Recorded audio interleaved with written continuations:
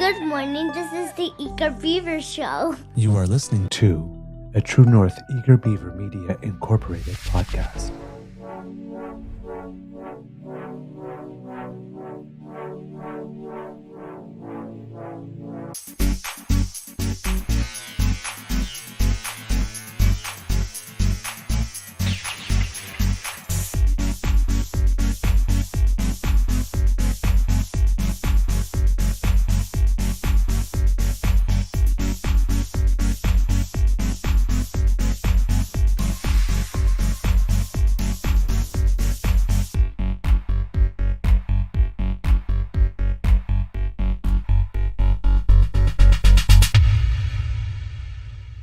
The True North Eager Beaver podcasts are proudly brought to you by our founding sponsors, the Misfit Mysteries from Corvid Moon Publishing, your source for science fiction, fantasy, and cozy mysteries featuring a broad diversity of characters, CanadianTarot.com, your uniquely Canadian online eclectic tarot community, and the Peppermaster, hot pepper sauces made from farm-fresh ingredients to thrill your taste buds and expand your mind.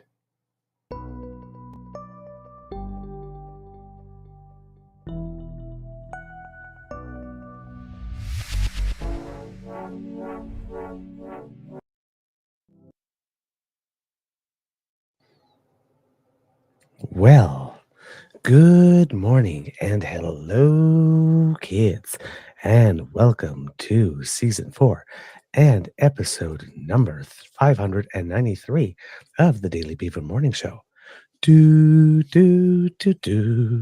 Still and always 100% Canadian, eh? I'm your host, the Eager Beaver, pronouns he, him, hey, Mr. Beaver, A. And with me, as always, is my good friend, Mr. Grizzly. Big thank you goes to our podcast founding sponsors, the Peppermaster, the Misfit Mysteries by Corvid Moon Publishing, and PsychicTarot.com.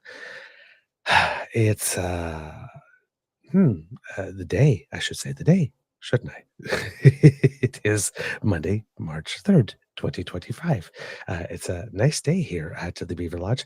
It's a particularly nice day here at the Beaver Lodge for those of you who know that we've been having some slight issues with the neighbor because apparently somebody thought that you could actually move in a whole camper trailer and plug it into the side of the wall of the house next door and live in it all winter. Turns out that that was not allowed, and the trailer was removed yesterday. So when I look out my window, I can actually see sky and not a trailer. So, yay! We're back to having the normal number of neighbors, and my beaver sweetie is not yet aware because he's in Toronto celebrating our niece's birthday. So I will have very, very, very good news that will make him very, very happy this morning when I talk to him.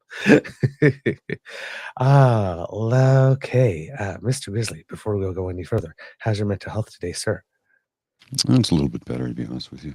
I'm Good. still far from even 50%, but getting better. Getting better is good. We like that. We like that very much. Definitely rooting for you, my friend. All right. My mental health is pretty good.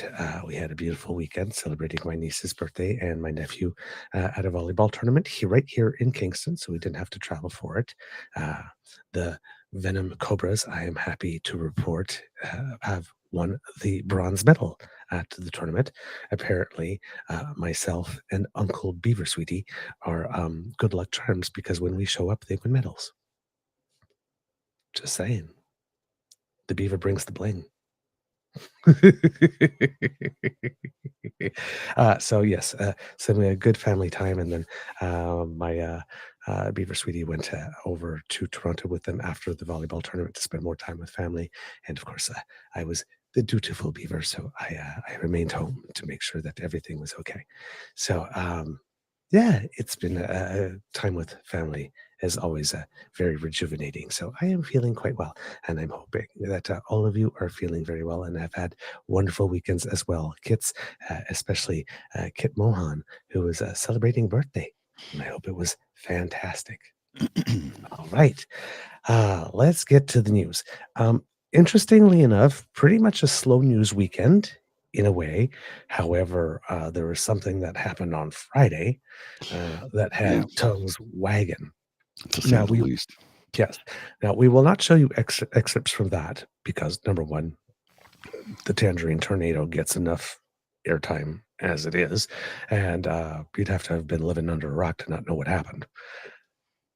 Recently, I think it was last week at some point, we celebrated the 3rd year of We didn't celebrate. We anniversary for acknowledged. well, We we acknowledged. acknowledged. Yeah, I know, celebrate anniversary is kinda weird. We acknowledged the fact that it's been 3 years that the whatever it is that's happening in Ukraine started in earnest, because, we can always look at the dates when they invaded Crimea before that and when the full-scale invasion happened. So this war has been going on, either 3 years or a whole lot longer than that, depending on when you start counting. And what we saw in the White House is nothing less than clearly a shakedown. It was a 3-on-1 trap. Clearly, it was set up that way. If anybody watched the Saturday Night Live skit, saw the person that was doing Marco Rubio trying to sink into the couch. Some person online crudely remarked that if he was afraid that JD Vance might want to start to get a little frolicky with Marco, given how much he and the couch were becoming one. So, uh, yeah. For Marco Rubio, this one's the hardest, right? Because he has the longer career of saying one thing and now swallowing himself whole. And he knows that this is not good. But clearly, this was coordinated. It was really WWE with the whole tag team and everything. You saw Trump, tap JD Vance's hand and then JD Vance go in. And, oh my God, talk about drama queen. Well, the world order, as we've known it since 1945, no longer exists. Yeah. The United States of America is not a friend and ally to anyone anymore. They stand alone. They basically want to get out of NATO. Go ahead. Go ahead. We'll find other trading partners. You guys are on your own. Your president has done this to you. He sided with Russia. He called Ukraine the aggressors who invaded Russia. None of that happened. Yeah. Yeah. This man wants to destroy the world order, and he just did it on Friday. He Yeah, did it. It's done. The fig leaf of pretense is gone. It's gone. I mean, and this is a man who, after calling Zelensky a dictator previously, not too long ago, when asked about it again, was like, "Did I say that?" Yeah. No wonder he Kind of thinks that gaslights the American people. or he actually really doesn't remember because he's that far gone. Because he also didn't remember he's the idiot who signed Kuzma. Can't believe some idiot signed that deal, sir. That was you. I don't remember signing that. Well, I don't remember saying that about Zelensky. Here's It's the like footage. It's like, but it's Biden's mental acuity that was a problem, right? Yeah. Gee. Okay. So we all saw that thing. Apparently, apparently it was some type of setup. Was a shakedown. Was an exercise in humiliation. Another instance of killing, not choking, the chicken to scare the monkeys. I've learned.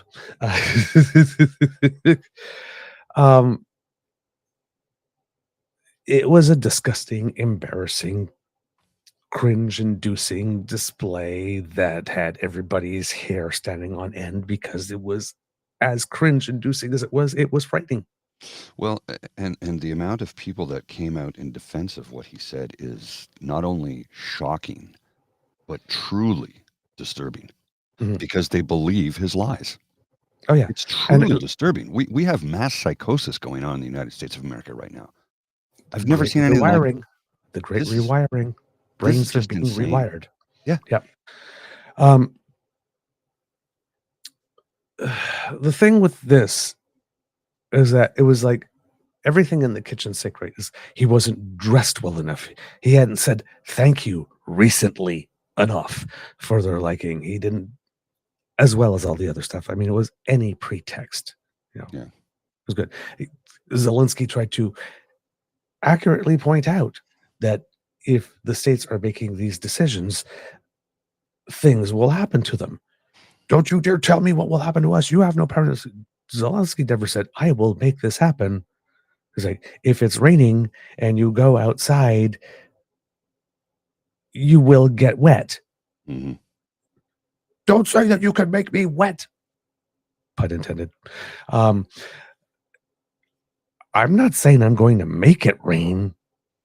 I'm just saying if rain is falling and you go outside while rain's falling, you will get wet. And apparently, Trump thought that this was some type of insult because, he doesn't listen very well and he just listens for keywords Mhm. like this and then reacts to the keywords. It was a disaster. It was a disaster, which, of course, had other little disasters around it, which, of course, led to a big meeting being called in Europe. I think the meeting was called by the UK, with whom there's also been a little bit of controversy with regard to us because apparently UK Prime Minister Keir Starmer had been asked point blank about Canada. And Trump starts to Canada and decided to sort of kind of take a pass on commenting about that. And then the Buckingham Palace was asked about it, and they said something like, "These are the types of things we prefer not to comment on." You would think a kingdom would want to comment on the territorial sovereignty of one of its realms, but apparently not. Now, these are probably diplomatic choices. I mean, Keir Starmer made that decision before the thing with Zelensky Mhm. happened, and then everybody turned around and said, "Well, do you understand why?" And to be fair, Justin Trudeau was recently asked when he was in Europe, and we will probably show you a little clip of that, about Well, think about the what he significance thought about. think of it the significance of his appearance there. It was a European security meeting, Yes, and they invited the Prime Minister of Canada yes, to attend. yes. Now, we technically share a land border with a European nation, and we have a 10-kilometer water separation between Saint-Pierre and Miquelon and the island of Newfoundland. So they're within our territorial waters. So we really should form an alliance with the European Union. I don't know if we join European Parliament or anything like that, but definitely we should align ourselves with Europe because they could be a pretty big trading partner. Oh yeah, absolutely. I mean, we already have a lot of the groundwork done on that part as well with CETA. But I've been seeing a lot more articles about that. Should Canada join the EU or collaboration? I've even seen people drawing flags, EU flags with all the stars and one maple Mhm. leaf on it, right? Well, and consider this: the United States population is about 330, 340 million, something in that neighborhood. The entire population of Europe is 742 million. So there's more consumers, Oh yeah, absolutely, absolutely. by like 400 million. Yeah, it would not be a bad move even if everything was going well with the United States. Mhm, mhm. Is be honest. So, but it's definitely much more of an important move now. But yes, he is there, and he is invited, and he actually got to address a little bit uh, around the table, and there's a clip of that going around, which seems to have really impressed a lot of people based on the buzz about it. And so that meeting happened. Um, and during there's a press conference after where the prime minister was directly asked about how he felt about Keir Starmer and how he felt, what message he'd like to take to Buckingham Palace and why it is he was seemed to be going out his way of not criticizing Trump specifically when speaking about what was said about Ukraine and what our position is with regard to Ukraine. I'm thinking that the prime minister is also sort of like, hey, the votes on March 9th for the new thing. It's the second yesterday. Yeah, you know what? My last week, I would like it to be as nice and sweet and peaceful as possible as I'm doing my, farewell tour around the world. So I'm just going to speak about Ukraine. Thank you. And not mention his trash. I'm going to keep his trash name out of my mouth as much as possible.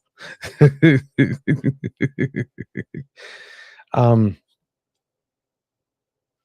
so you have all that happening, and in the meantime, because you know that the leader of the opposition is going to be asked about this.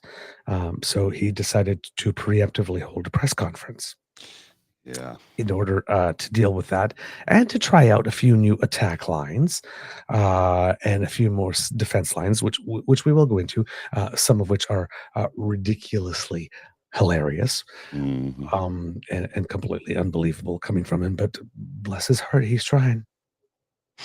And this all comes in the context of news that I had been waiting for quite a long time. Because, as you know, Kids and Cubs, if you had been following the show last week, I was very, very, very eagerly awaiting Sunday because I was pretty sure that something was going to happen on Sunday. And Oh. something did happen on Sunday that I thought was going to happen. On Sunday is the day when polling aggregator 338canada.com comes out with its weekly numbers. And this week's weekly numbers, well, we've been following for the last 7 weeks when the conservative fall started. Last week, we were at a spot where if the conservatives lost about 7 more seats or 6 more seats, they would slip into minority government territory. And I remember I kept on telling you there were 3 milestones: slipping into minority government territory, the point where the liberal and the conservative lines intersect on the graph and the liberals take the lead, and should it happen, liberals climbing into majority government territory. Milestone 1 has been achieved. The Conservative Party now, based on aggregate polling data, is no longer in majority territory. Kids and Cubs. This is the first of 3 milestones. Very, very important and very significant that this has happened. Pierre's press conference definitely had some color and texture given this. And one thing that is important to note is that Pierre's press conference came before the aggregate numbers were released. In fact, the aggregate numbers were released sometime like around 3:00 in the afternoon versus like 11 something in the morning. And his press conference was scheduled for 10:30 in the morning Eastern time. So the purpose of this press conference truly was to get ahead of this particular news, the polling news, and to try to create some counter programming for the day. And the counter programming for the day, of course, is an attack on Carney, because as I predicted, as these numbers get closer, the attacks will multiply and become more shrill and more strident. So yesterday was level 1. It started a little bit before. If you've been watching the hockey games, they got this one ad with Carney where they put like this red filter over everything. And of course, slow motion, stop cameras, when people are in their weirdest sort of things to make them look like evil incarnate. I'm sure you've seen that one. And of course, Carney is apparently now the person who is going to sell Canada out. Not conservatives who keep on trying to Americanize our politics, but Carney. Well, I saw a couple of the ads on the last night while I was watching the Oscars, and yeah, wow, talk about getting creative with the truth. Yeah, creative is definitely a good choice of words. I don't know how else to spell it. That's what it is. Creative with the truth, because it's just a whole bunch of bullshit. They pick and choose what they want you to hear. They don't tell you the whole story, and they never tell you the truth. Just like they love to repeat ad nauseum, and the balance will budget itself. If you read the whole quote, it would make sense. Yes, indeed. Now, Mr. Grizzly, I just sent you a link, and in it there are 2 graphs that show you where things stand right now.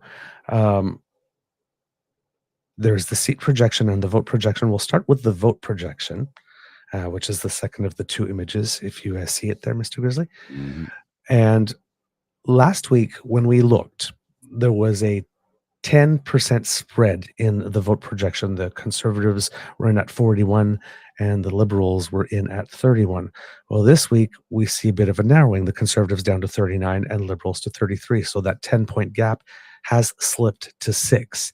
Now, we knew that there would be a narrowing in that gap because over the course of the week, 5 polling companies had come up with new data, and every single one of those polling the companies, without exception, showed the gap narrowing between the two parties. So it was easy to predict that there would be a narrowing.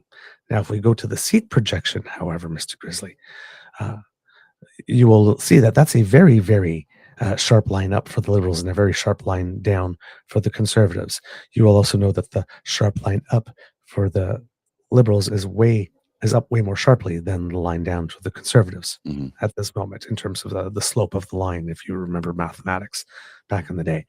But here we see the Conservatives dropping below that majority 172 seat line to 160, and the Liberals up to 139 on the seat projections.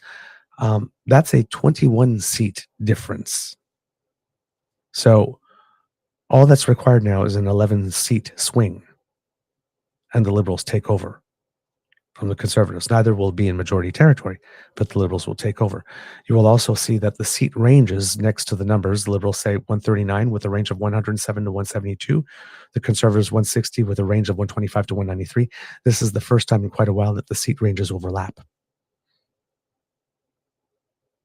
between the two parties. There is no reason to suggest at this moment that this trend is going to stop, although this new attack on Carney from the Conservatives seems to be their way to attempt to stunt that or to blunt that.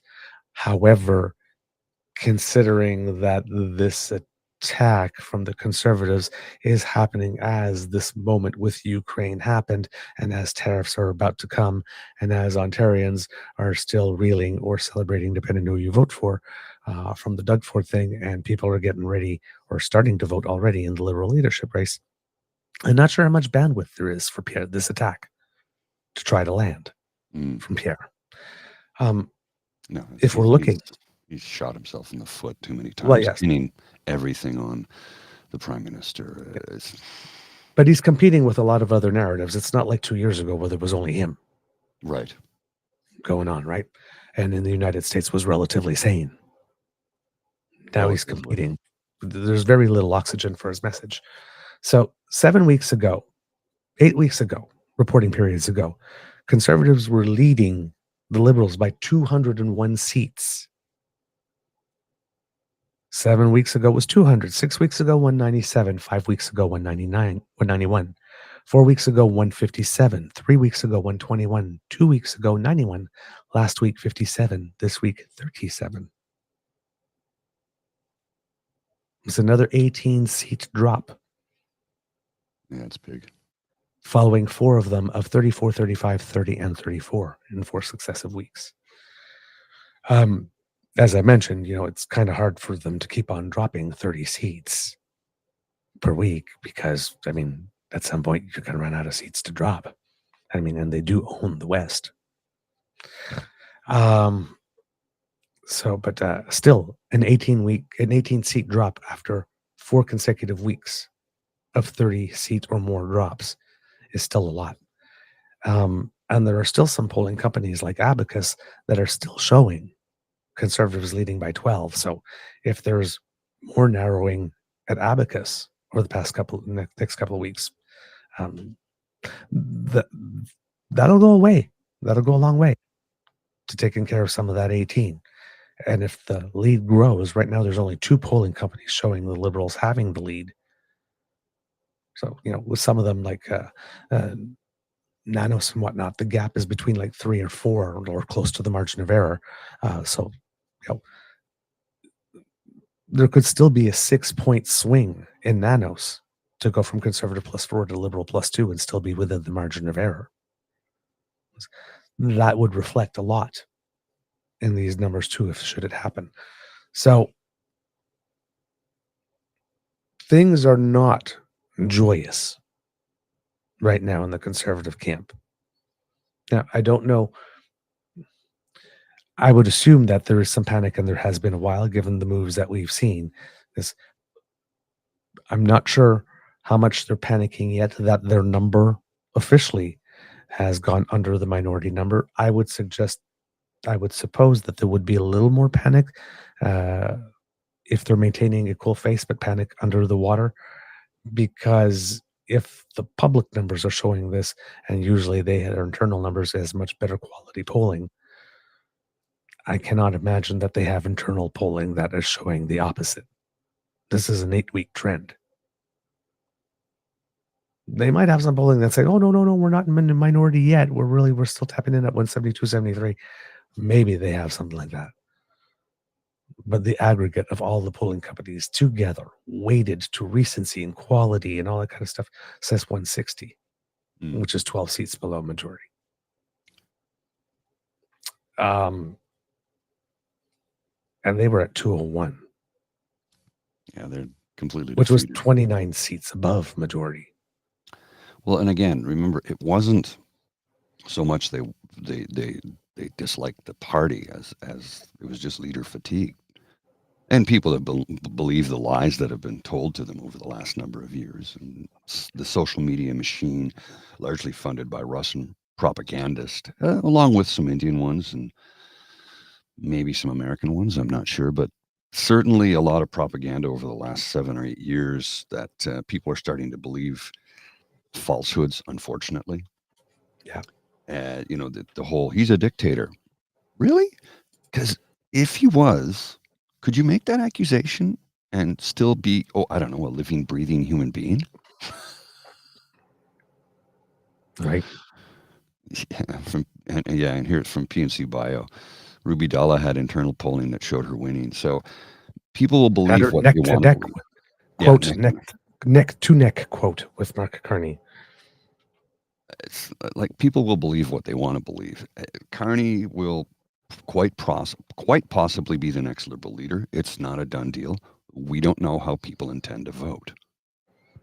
I also got to wonder about the folks who signed up with the intent to get Ruby Dalla elected. What are they going to do now? Like, who do they vote for now? Ruby and Chandra are gone. And so is Christy. Yeah. Poor Brian. Clark. Yeah. Poor Brian Brereget. So what are they going to do? You know? Who do they vote for? The thing with this Brian Brereget character, Mr. Grizzly, what are the odds that in the same Liberal leadership race campaign, Christy Clark implodes, then Ariashandra comes up, then he implodes, then Ruby Dalla comes up, and then she implodes, and all three of them happen to be successfully managed after one comes up and one implodes by the same guy who just happens to have been a Conservative candidate in the most recent BC provincial election.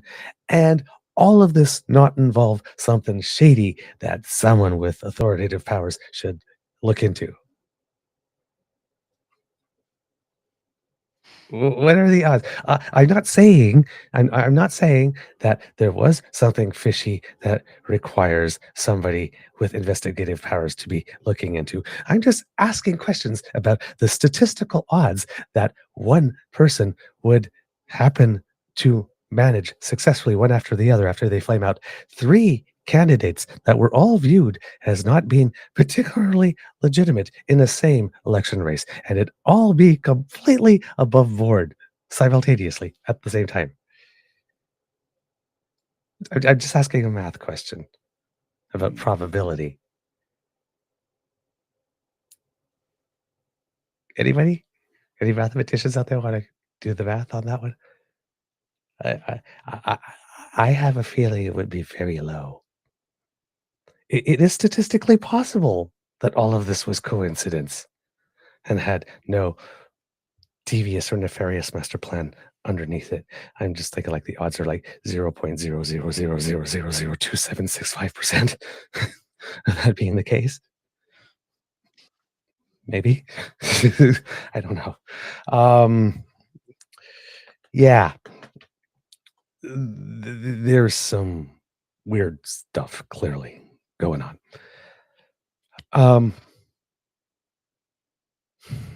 Let's start with the Prime Minister, I think, because this will be better for us for now, and then we'll get into the Skippy stuff. So the Prime Minister did have a press conference after his intervention.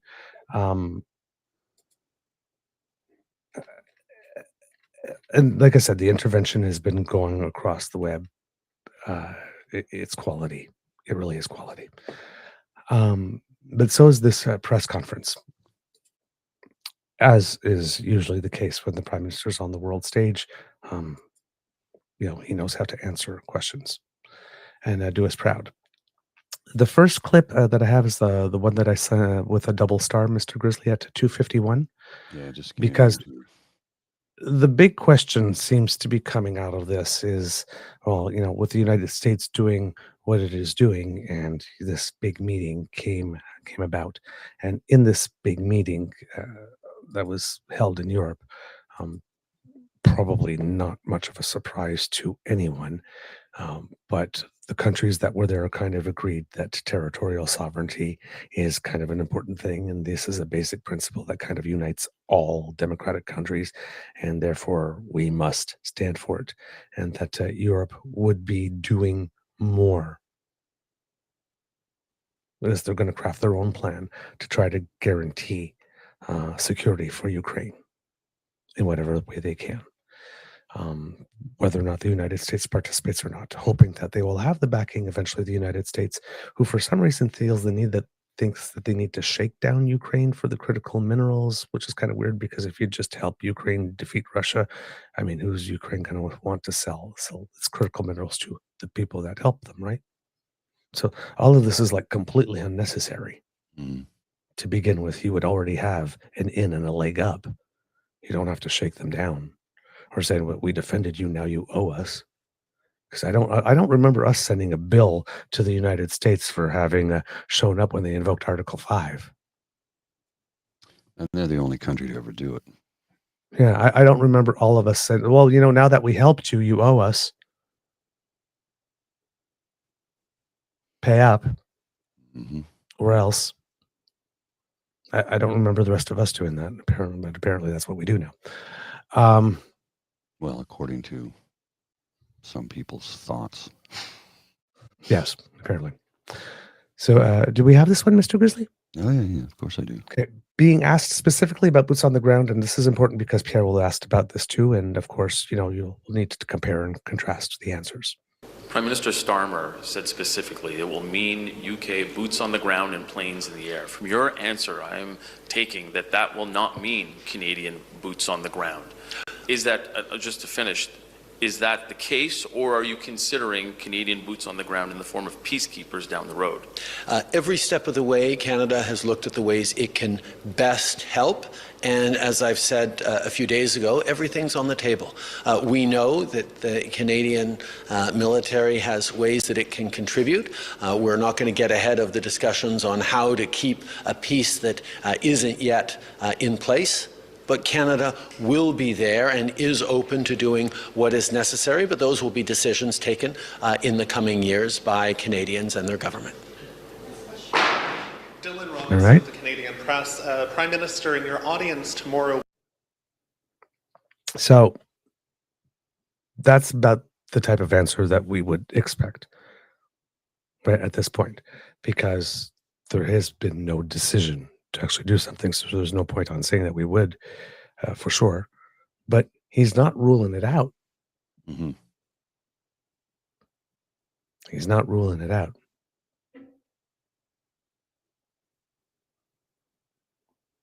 That's kind of important. Well, I think it's something that's been on the table for quite some time now. Not a course that anybody wants to actually take, but I think that the consideration has been there for quite some time. Just haven't been public about it. And with the sudden reversal of or destruction of the world order on Friday, I think everybody's looking at things completely different now. It's not the same world it was when you went to bed on Thursday evening. It's all changed. And Trump he tore down 80 years worth of goodwill and agreements between nations. He literally tore it up and threw it out. So where we go from here is yet to be determined, but I can guarantee you that every scenario is now being considered. Yeah. He's later asked about the impending audience, but at the time, impending audience he was going to have with the king, which is probably his last tete-a-tete with the king during his prime ministership, and asked about the Prime Minister of the UK, Keir Starmer's pass on answering directly, and states that, Mr. Starmer has said things, in the very recent past in the House and all that kind of stuff. So he goes by that, and whatever, this boilerplate answer for stuff with the king, right? Was because, a leader never talks about what they talked about with the king specifically, like in general rules, but never really relate specifics from those types of conversations. We then go to 453, Mr. Grizzly, and this is the meat of this. It lasts about 3 minutes, and this is the meat where Canada stands with regard to Ukraine and President Zelensky. Tom Perry, CBC. You had some time, we saw today, to talk with President Zelensky. I'm wondering what you can tell us about what you discussed, and I'm specifically curious whether you spoke about his encounter with President Trump and Vice President Vance on Friday. Obviously, I spent a lot of time with Volodymyr Zelensky over the past years. We had a great sit-down just last week when I was, a few days ago, when I was in Kyiv to talk exactly about how much Canada stands with Ukraine unequivocally and always, and how much we stand and support him personally as a president, as a leader, as someone who has devoted himself to protecting Ukrainians and indeed protecting the principles and rules that underpin all of our democracies. I have continued to emphasize to him that Canada will always stand with Ukraine. You clearly admire President Zelensky, so I'm wondering what you thought when you saw the treatment that he received in the Oval Office on Friday. I think, first of all, it's important every chance we get to lay out the facts as clearly as possible. In 2014, Russia chose to invade Ukraine, to occupy Crimea and parts of eastern Ukraine. For that, they were kicked out of the G7. And in 2022, they chose to violate the existing ceasefire and invaded Ukraine with the intention of taking Kyiv in 3 days and the entire country in 3 weeks. That has failed. Russia continues to try to fight to claim more land in Ukraine, and we could see an end to this war tomorrow if Russia decided to stop its illegal invasion of Ukraine. On Friday in the Oval Office, President Zelensky pointed out in so many words that Vladimir Putin is a liar and a criminal and cannot be trusted to keep his word in any way, shape, or form, because he has demonstrated time and time again that he will break any agreements. I stand with Vladimir Zelensky, and I stand with the people of Ukraine. Okay. C'est important de se rappeler des faits. That last line, by the way, man who can't be trusted His word doesn't mean anything. Can't sign a deal with. It's a direct shot at Trump. He's talking about Putin, but we know who else he's talking about there. Yeah, I can't honor a deal he signed. It's like, this is the worst. Who's the idiot who signed this deal? That would have been you. You signed it. You brokered it. You negotiated. You signed it. You're the idiot. Don't you remember you hate Chrystia Freeland because of it? You get hives at the mention of her name because of it. You really don't remember? That was you? Yeah. You will see the Prime Minister here, where it is that the president appeared to be wrong on who is responsible for the war and who started and whatnot. The Prime Minister seems to be very clear about who that is and is not afraid to say it. Now, you will notice in this answer, when the Prime Minister talked about what happened at the Oval Office on Friday, he talked about what President Zelensky said, what President Zelensky did, but did not mention anything about the other side, which prompted him to be asked, does the specter of impending tariffs stop you from saying all you wish to say? Which he answered. And then someone asked again in the same way, why are you avoiding criticizing him? And the Prime Minister answered that again, very, very diplomatically. So, Mr. Grizzly, if we go to 1110, this is his. The question in French was the specter of tariffs stopping you from saying what you wanted to say was asked in French. So he answered in French. This is his answer in English to the same question. This past week, we've had a number of ministers and heads of agencies, including the CBSA and the RCMP, in Washington to share the concrete measures that we've moved forward with on the border, whether it's the $1.3 billion that have led to new helicopters, drones, 10,000 personnel now across our borders. These are measures that have seen significant reductions in even the small amount of fentanyl that was passing across our borders. This is work that we are doing, as we always have, with the United States to ensure the safety of our border from illegal flows in both directions. The facts establish very clearly that Canada is not an issue in terms of source of illegal fentanyl into the United States. We had about less than 1% when we first started talking about this many months ago. That number is significantly lower than that, even now. But we all know the American administration will make its own choices in terms of tariffs. We will continue to work to ensure, to do everything we can to make sure that there are no tariffs on Tuesday. But if ever there were tariffs on Tuesday, as we have all seen, as we were ready to do last time, we will have a strong, unequivocal, and proportional response as Canadians expect. All right. You will notice here that the Prime Minister says, but this current American administration is bonkers. But the Americans, they will make their own decisions. And we will. So, does the specter of impending tariff stop you from saying what you wish to say? Answers about what he's doing to address the main concern for the additional tariffs, and then say, but the United States will do what the United States will do. So, in other words, yes.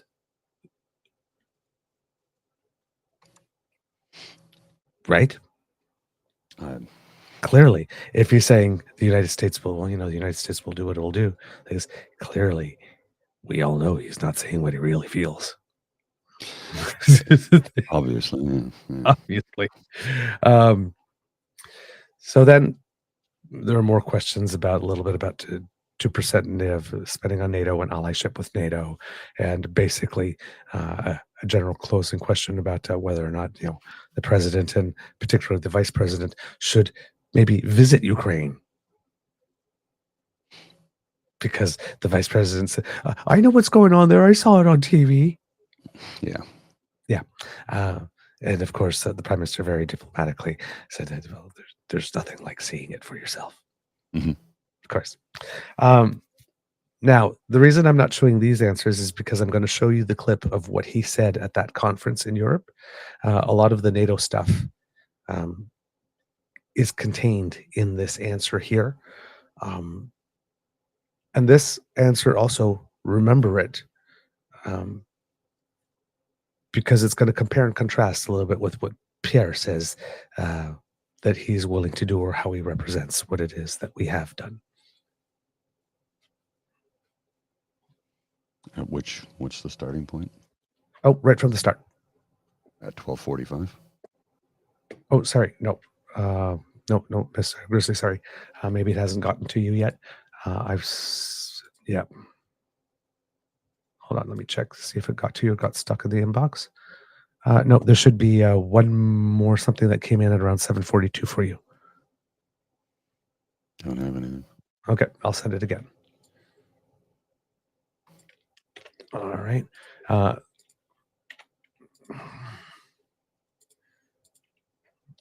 There we go.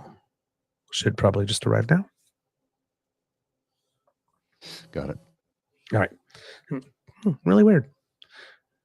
This one didn't say that the previous one got stuck in my outbox, but that's okay. No problem. So yeah, this is the Prime Minister literally around the table. You'll be able to tell, obviously, by the microphone and the flags and there. And he's making it very clear. When was this address? I'm going to guess that this was this weekend at the meeting itself, the summit with all the European leaders, and this was around the table. Okay. Oh, he looks younger in this video. Maybe it's the lighting. That could be. Yeah, maybe it's from another time. There's no date on it. First of all, Canada has been there for Ukraine from day one, indeed from before day one, as in 2015 we started training Ukrainian military forces on the ground in Ukraine, which was a significant part. Western training to the Ukrainian armed forces is one of the reasons why Ukraine has been able to stand up to the Russian invaders so effectively over the past years. It's not just Canada, a number of countries have been involved. But for historical reasons, Canada having the second largest diaspora of Ukrainians in the world means that we felt deeply connected to Ukraine, but we also believe deeply that it's not just about Ukraine. It's about the rules and the values and the principles of sovereignty, of independence, of territorial integrity that protects every country in the world. All of us rely on those rules to be able to build peace and security. And we know that with the world changing, we're all going to have to do more around peace and security. One of the key themes that we heard today, as we've heard from many, many partners around the world in NATO and elsewhere over the past number of years, is people are going to be doing more on defense. 9.5 years ago, when I took office in Canada, the previous government had us down below 1% of defense spending, even though the NATO 2% pledge had been made a year or two before. In the subsequent time, we have more than tripled defense spending on the path to 2030, and we're on our way to 2%. And we know we're going to have to continue to do more and more in an uncertain world, and Canada will be there. As to how we will be there, we will work with our neighbors on it, but everything is on the table because we need to make sure that might no longer makes right in this world. That's what has led to 80 years of incredible stability and prosperity, not just in Europe, but around the world, because of the institutions we built out of the ashes of World War II. And standing up for those institutions is in the best interest of every single one of us. Now, as a collection of different nations, we will have different perspectives from time to time on the best way forward, and those will be worked out in forums like this or at the G7 forum or elsewhere. But we are united in our values. We are united in wanting to see peace and fairness and prosperity for all our citizens, and that's what continues to drive us forward. Le Canada va toujours être là pour l'Ukraine. On est là depuis les débuts. On va continuer de l'être et on regardera comment on peut mieux aider dans les années à venir. Parce que défendre l'Ukraine, c'est pas juste défendre l'Ukraine, c'est défendre les principes et les valeurs qui nous protègent tous. Merci à vous. So there at the end, the Prime Minister's just basically, repeating that Canada will always be there to defend Ukraine because the values that Ukraine is defending are values that matter to all of us.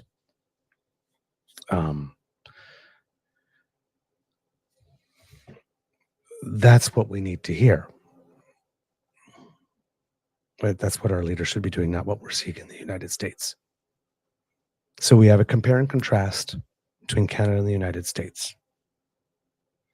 Now, we're going to have a compare and contrast now, if you remember everything that the Prime Minister just said in these answers, with the person that wants his job,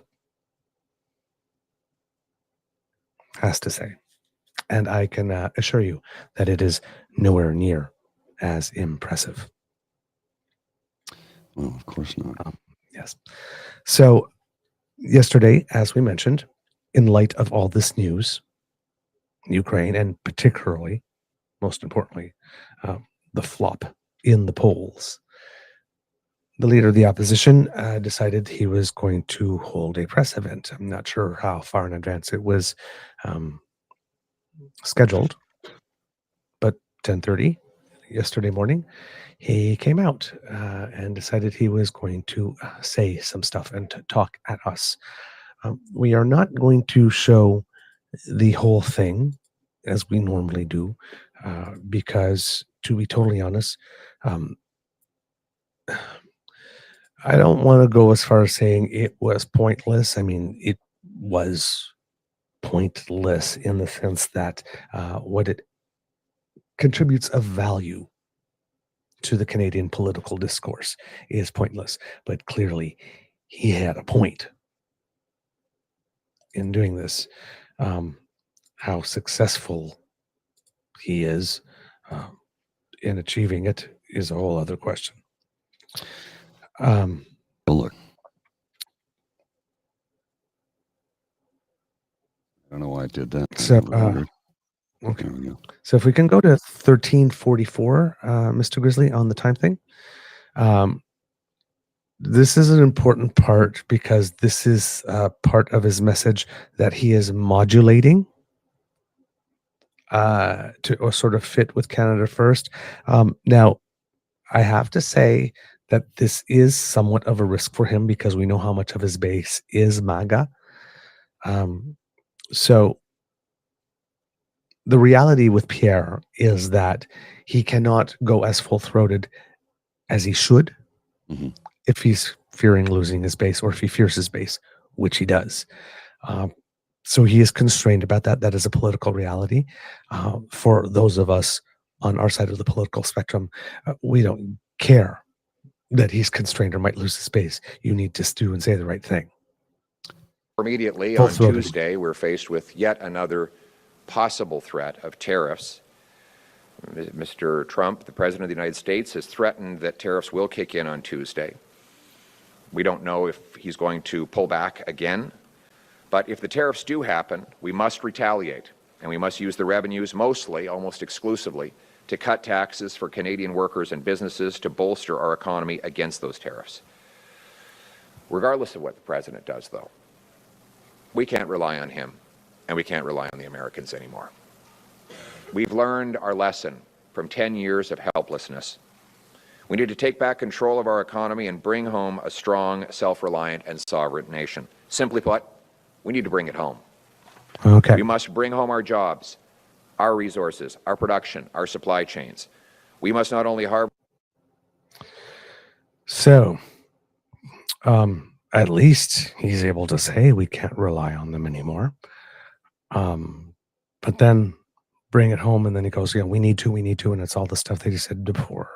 Then he goes into a laundry list, kitchen sink thing, repealing C-69, doing this, doing that, we need to, all these things we need to do, which are all the things he said before that we needed to do before this happened. right? So nothing new there other than him actually saying out loud that we can't trust the Americans anymore. Then we go to 1720, Mr. Grizzly. And this is the real reason that we are gathered here today. Well, gathered here yesterday to hear Pierre talk at us. Speaking of pushing money out of Canada, we know that is exactly what Mark Carney did when he backed down to Donald Trump. On October 26, 2024, Donald Trump threatened tariffs against Canada to take our jobs. 6 days later, Mark Carney announced that Brookfield headquarters would move from Canada to Trump's hometown of New York City, giving Canadian jobs to Americans. And we all know, no matter what the corporate bigwigs tell you, that when the headquarters goes, the jobs and the money will follow soon after. Mark Carney did exactly what Trump wanted. He backed down and sold out our country when Canada was under attack. He did it while he was acting as Justin Trudeau's economic advisor. When asked why he moved the headquarters out of Canada, he said he had nothing to do with it, that the decision was made after he left the company in January. Yet documents show that the decision was made in October of last year at a meeting that he chaired, where the decision was unanimous, meaning he agreed with it. And then he recommended it in writing to his shareholders. Confronted about his falsehood, he now says he should have been more precise. But here's the thing. He was very precise. He said, and I quote, "The decision, the formal decision of the board, happened after I ceased to be on the board." Again, the decision, the formal decision of the board, happened after I ceased to be on the board. That is a very precise statement, precisely the opposite of the truth. The formal decision happened in October, 3 months before Mark Carney left, and he chaired the meeting. Now, he told this to all of you, the media here today. Let's digest that for a second. He sat at that mahogany table, grasping the gavel, and recorded the decision, which he agreed with, to move the headquarters to New York from Canada. And then just the other night, when you asked him about it, he looked all of you in the eye, and he said the board made the decision after he left the company, and he had nothing to do with it. Are you ever going to believe anything he tells you again? Don't you think he should come before you and explain himself? Mark Carney has to come before Canadians and explain. He needs to explain why he lied and why he sold out our country, why he failed to put Canada first when we were under attack. He needs to apologize to Canadians, not only for lying, but for putting his personal profits ahead of our country. Mark Carney put himself first instead of putting Canada first. We need action. I got to stop this guy. I can't take much more of his voice right now. He's driving me up the fucking wall. Okay. This line of bullshit he's spewing, leaving out specific facts intentionally to paint a narrative that he wants you to hear. Yes. This coming from a guy who says the solution to job loss because of tariffs will be to cut taxes. I'm sorry. I don't have a job. How is a tax cut going to help me if I have no freaking income? This man is not very smart at all, is he? He's not at all, at the least. Like, in the least. Where are we on the timestamp, Mr. Grizzly? 20 minutes and 41 seconds. Okay, let's go for a couple of extra seconds here to 21:02. To protect our country and its people, to take back control of our economic future, and to protect Canadians from greedy corporate executives who would ship our jobs abroad, and to bring home the promise of Canada. We have a common sense plan to do it. Conservatives will axe taxes, we will build homes, fix the budget, and stop the crime. We will cut bureaucracy, consultants, corporate welfare, and foreign aid to bring down liberal deficits, taxes, and inflation. We will repeal anti-development laws like C-69 and rapidly greenlight mines, pipelines, factories. Mines? So mines, factories, greenlight. So all the stuff that he's saying before, just trying to fit it into this package now, right? Because he's so committed to his bid. Now, in the first answer that we showed you, he mentioned something about like our dependence on the United States, right? Because remember, Pierre Poilievre wants you to believe that our deeply interwoven economy with the United States and our dependence on the United States is a creation of the last 10 years. Of course, any of you who were alive during the free trade election between Mulroney and Turner knows that our deeper integration and reliance with the United States is not just a Trudeau phenomenon. No. The Right? free trade agreement was brought under the Mulroney government. Yes.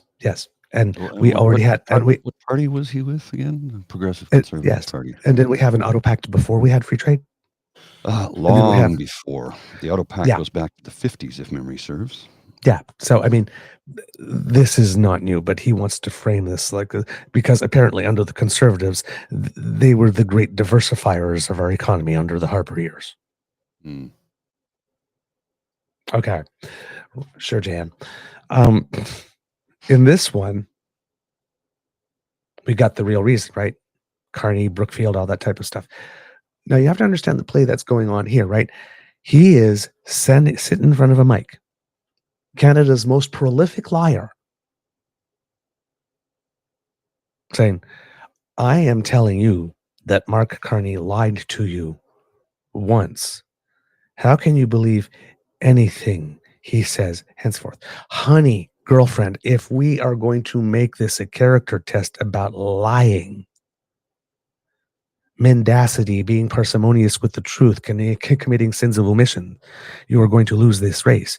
And you are doing this in the context where you are talking about this Brookfield thing and omitting a lot of very important things from the story. Now, as a public relations advisor, Mark Carney did not do himself any favors by answering that question the way he did. But let's bring a couple of facts here. This is from the Globe and Mail, right? And Mark Carney, first of all, joined Brookfield's board in 2020 and became chair in 2022. He stepped down in mid-January when he launched his bid for the Liberal leadership. Okay, so it's not like he joined Brookfield in 2020. It's not like he had been there like 20, 30, 40 years. Right. Okay. That's the first thing. Now here, Liberal leadership candidate Mark Carney says he should have been more precise when he said he was no longer chair of a major investment company when the formal decision was made to move its headquarters to the United States, despite records showing the relocation was completed during his tenure. Mark Carney's comments about his relationship with Brookfield Asset Management came under scrutiny after this week's Liberal leadership debate when he was asked whether he supported the company's decision to relocate its headquarters from Toronto to New York last year. Mr. Carney did not seem to say yes or no. He seemed to say that he didn't have much to do with the decision. Records show that he actually did support the move. Mm-hmm. Okay, when he was chair. Mr. Carney was also unclear Friday when asked if he would proactively disclose any potential financial conflicts of interest, saying only he will follow all ethics and conflict of interest rules if he becomes prime minister. He added that he has now received his security clearance, unlike Conservative leader Pierre Poilievre, and that he has initiated the process of renouncing his citizenship in the United Kingdom and in Ireland. Now, these two things are important because actually he revealed during the debates that he had already started the process to get his security clearance. It seems that he has had it. Now, Mr. Carney would not have any trouble getting that security clearance because as governor of the former governor of the Bank of Canada and former governor of the Bank of England, he certainly had to do a lot of security clearance stuff in order to be able to have those positions. And not much has changed in his life or his personal life since. So I'm sure his obtaining his security clearance was a little faster than it would have been for Elizabeth May and whatnot, who never had a very, very high level security clearance when she applied for hers, or Mr. Singh, as opposed to him, who probably had a pretty high one as governor of Bank of Canada, governor of Bank of England at some point. So he already has his, and unlike Andrew Scheer, and this is something that a lot of people have been talking about. Oh, Mark Carney has 3 passports, so therefore he cannot be trusted. But it's like, if you're a dual citizen who happens to have a job over which you have a diplomatic passport, you've got 3 passports. It's actually rather common, actually. But Mark Carney here is in the process of renouncing his citizenships in the UK, United Kingdom, and Ireland. I would suspect that those were citizenships that he maybe had to apply for in order to be able to have the job as the governor of Bank of Yes. England. Yes. Maybe that job is reserved for citizens only. But he's renouncing them, unlike a recent former leader of the Conservative Party of Canada who had dual citizenship the entire time he was an MP and a party leader, and openly criticized Stéphane Dion and Michaël Jean, leader of the Liberal Party and Governor General, respectively, for holding their positions while having dual citizenship. So it's not that the Conservatives have a problem with a party leader holding dual citizenship while they're the party leader. I guess they just have a problem with that information being publicly known while it's happening. Don't come and tell me you found religion on dual citizenship and being a party leader now. Conservatives. Andrew Scheer is still a member of the party, and that I remember he kind of Larry Craig'd his thing. I intend to renounce my citizenship, but since he never became prime minister, he never really did it. So as far as I know, Yankee Doodle Andy still has both citizenships, whereas Carney is in the process of renouncing his, and Carney now has a security clearance, and you guys won't. So again, if we are going to make this a character test about honesty, Mr. Poilievre, it's your turn to apply for your security clearance. Let's see if you can obtain it. Or let's see if you will say something on that form that will require further scrutiny. Well, Because it may not be completely true. His whole raison d'etre for not getting it is so, if it's Trudeau can just classify anything and then I can't talk about it. So what if you become the next prime minister? Then what? You get the clearance automatically, but you still can't talk about it. Yeah, it doesn't change. What you can't talk about is not decided by the prime minister. No, it's not. It is not decided by the prime minister. Yeah. The prime minister is given a briefing that says top secret, eyes only. Yes. He doesn't make it top secret. No prime minister does. It's not how it works. Exactly. That would be silly to put that power. Do you want any prime minister to have that power? That's just silly. Speaking to the Globe and Mail at a leadership event in Oakville, Ontario, where he appeared with Transport Minister Anita Anand, who, by the way, has reversed her decision and said that she will run again in the next election. Now that she pretty much thinks it's going to be Carney. It's like, Carney, Anand, long live, hey, technocrats of the world unite. I wouldn't have any problem by being led by very obviously smart people for a while. People who are good at their jobs. Thank you, thank you, Anita Anand, for staying in the game. It's not like you're not needed. So thanks. The Liberal front-runner tried to explain the apparent discrepancy in his remarks about Brookfield. He said that there were, quote, several elements to the transaction and that the agreement was complicated. Quote, I should have been more precise in my answer, Mr. Carney said. I think the core, though, is what we are actually talking about. We're talking about the technical change to where the head office is, no difference to any employment. He said the move, quote, enhances the liquidity, but is still a great Canadian company. Now, when Mr. Poilievre stands in front of the mic and says, 6 days later, after Trump said, yeah, Trump did this type of thing where he said, you know what, hey, if you want to be listed on the U.S. stock indices now, you need to have a headquarters in the United States. So Brookfield Asset Management, the parent company, or Brookfield, I'm not sure whichever ones, but the parent company took one of this little subsidiaries of Brookfield. Now you have to remember that Brookfield, the whole group of Brookfield, is one parent company with a whole bunch of little companies. All of them together represent more than 10% of the Toronto Stock Exchange. It's a big company. Very big country. It is Done a lot of work for Canadian, them. yeah, it's a Canadian success story. Oh, yes. Because so at this moment, now remember what conservatives always say about leaders, right? Corporate leaders, their only duty is to their shareholders. But Pierre's that sit there like this, like Mark Carney, as chair of Brookfield, had some type of duty to Canadians to keep the headquarters of one of the subsidiaries in Canada come what may. Not to go to the United States to comply with American law so that a great Canadian success story could be listed on the US stock exchange so that it could continue to grow and become. So apparently in Pierre Poilievre's world now, in the conservative world, is if you are a Canadian business owner and you are successful, and if you list yourself on the US stock exchange, and any Canadian businesses who are listed on any US stock exchange right now, you are traitors. You have sold out your country.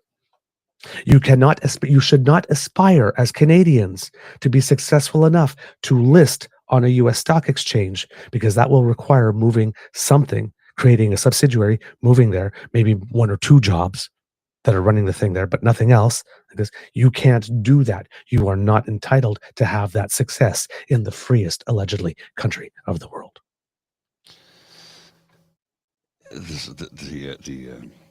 That's what he's saying. But, well, it's absurdly sarcastic. But that is what he's saying. I don't know if everybody caught that when he's saying that, but that's what he is saying right now. It's called reading between the lines, but you listen to what he says, and you can interpret it one way, or you can interpret it the way it's meant to be told. And yeah. Mm-hmm. The former Bank of Canada has framed his leadership bid around a promise to focus on growing the Canadian economy. He was pressed after the debate earlier this week as to whether that commitment was undercut by the fact he was the chair of the firm that decided to move to the U.S.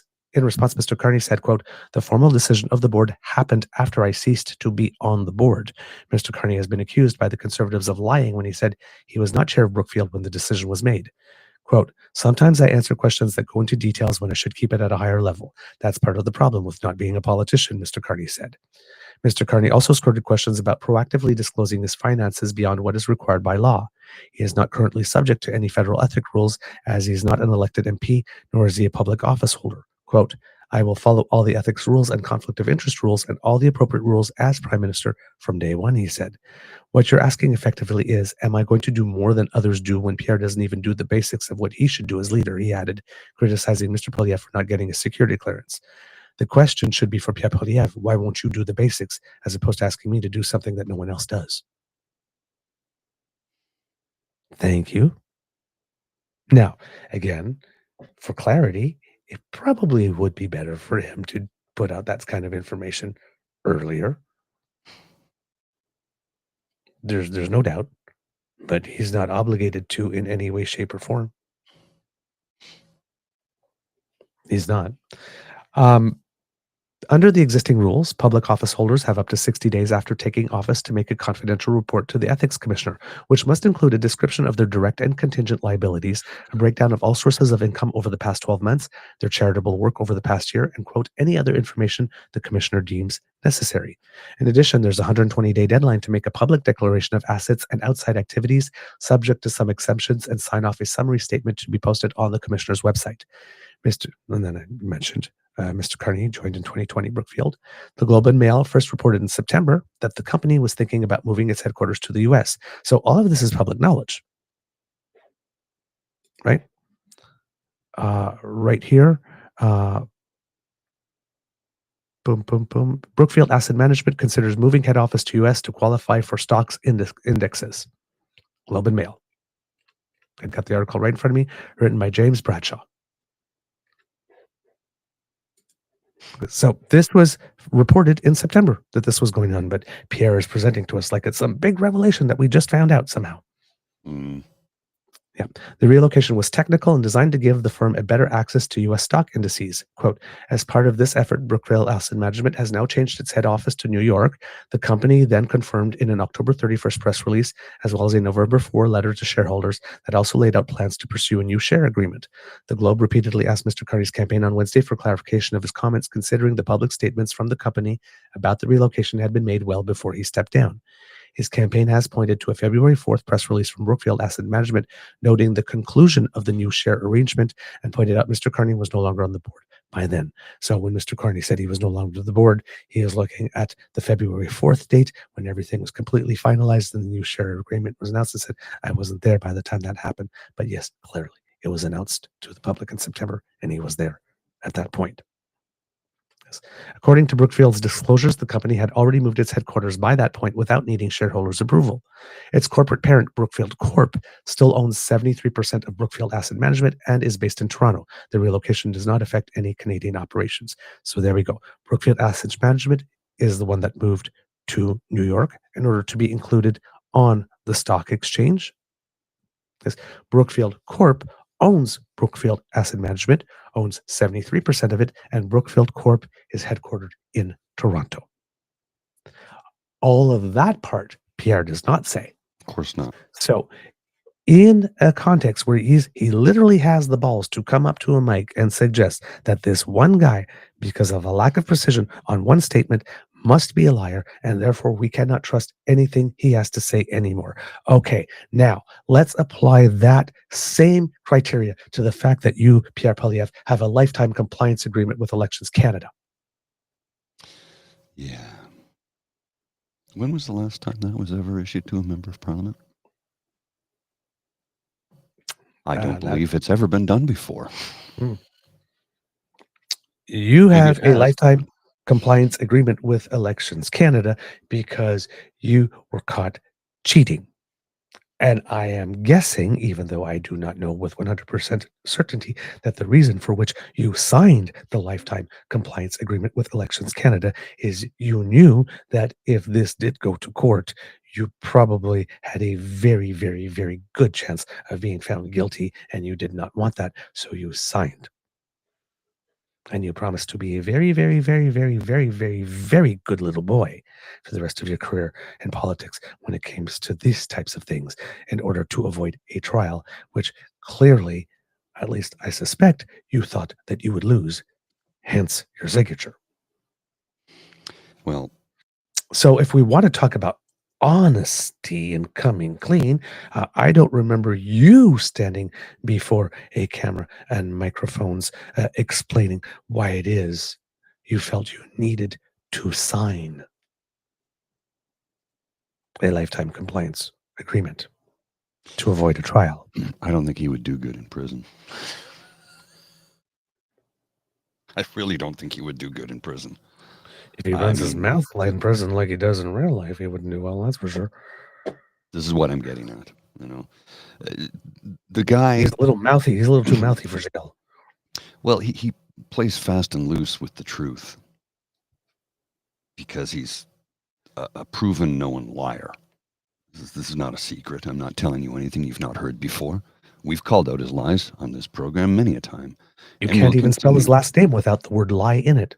We'll continue to call them out. And, you know, the folks who say, well, why don't you ever show the conservative perspective of the... Well, what is the conservative perspective? The guy's a lying piece of shit. So some conservative come in and tell me how you can defend this man. I'd be happy to listen. But you need to come armed with facts and the truth to defend him. No lies, no tales, no gaslighting. Facts and truth. And if you can't defend him with facts and truth, then he's indefensible. Yep. Now, back in the day when this was being announced, Brookfield Asset Management is considering moving its head office to New York to set it up to join a wider roster of stock indexes as it seeks to expand the pool of potential investors in its stock. The Toronto-based asset management manager floated a series of changes, which are still under consideration to investors at a presentation in New York on Tuesday. They would be the company's next steps to broaden its access to capital markets following a 2022 spinoff that listed 25% of its shares in public markets. If Brookfield moves ahead with the plan, it could choose to re-register its asset manager's head office in New York, which is already its largest output around the world, but keep its Canadian incorporation. The company would also undertake a share exchange that would make all of the asset manager's shares publicly traded. Parent entity Brookfield Corp currently owns nearly 3/4 of the asset manager's stock through an unlisted holding company, while the other quarter is publicly traded. Brookfield would swap that stake for public shares in Brookfield Asset Management, keeping its underlying ownership unchanged. That would mean that the market capitalization of Brookfield Asset Management would reflect the full value of the business, about US $70 billion, instead of roughly of 1/4 of that amount currently. Seems to me here that if a corporation's sole duty is to its shareholders, and it would therefore be a fiduciary responsibility to be able to pursue the greatest amount of investment and profit possible, that when there comes an opportunity to list a US $70 billion worth company on a US based stock index in order to be able to attract that investment, that would be a good thing and a legally required thing, actually. And that had Mr. Carney or the board not done that, they could have been sued by their own shareholders. But then again, leave it to a conservative who is apparently good on the economy to not understand the concept of fiduciary duty. You're talking way above his head. Brookfield Asset Management would still be taxed in Canada, and its parent entity, Brookfield Corp, would remain Toronto-based, owning 73% of the asset manager. The company would also keep its Toronto Stock Exchange listing and place in Canadian stock indexes. In that sense, the proposed changes would be largely technical in nature, and Brookfield said in its presentation that there would be no changes to business operations, but Pierre is telling you that this is a complete sellout by greedy corporate executives. Okay. Chief Financial Officer Hadley Pierre Marshall said Tuesday that Brookfield had received feedback from shareholders that urged the company to focus on further increasing the liquidity of its asset manager stock and gaining inclusion in prominent US-based and global stock indexes. The proposed plan would give Brookfield new status with some indexes, such as the Russell 2000 index of smaller capitalization companies, but the company would need to make further changes that are not currently being contemplated to be eligible to join the S&P 500 index of larger capitalization companies, which is tracked by funds worth trillions of dollars. So here's another detail, is that they had the option of going on the Russell 2000 or the S&P 500, but the S&P 500 would require even more concessions, and they decided not to go all the way.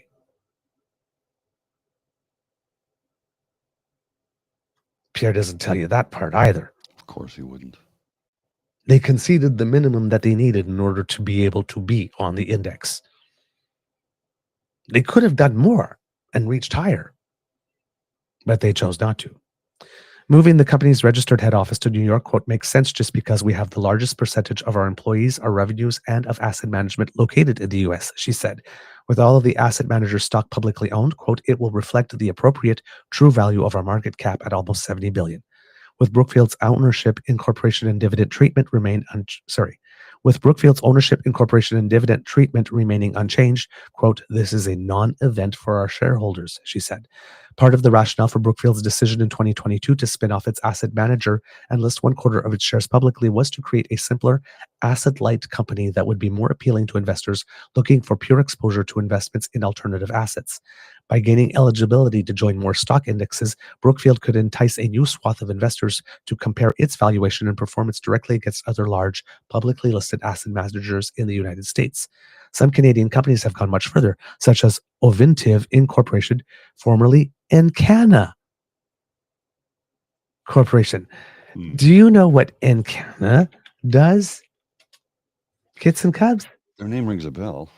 Ovintiv, well, Encana was a Canadian oil and gas company that operated from 2002 to 2020. The company was formed when Pan-Canadian Energy Corporation and Alberta Energy Company Limited merged. In 2019, Encana announced that it would rebrand as Ovintiv Incorporated and move its headquarters from Calgary to Denver.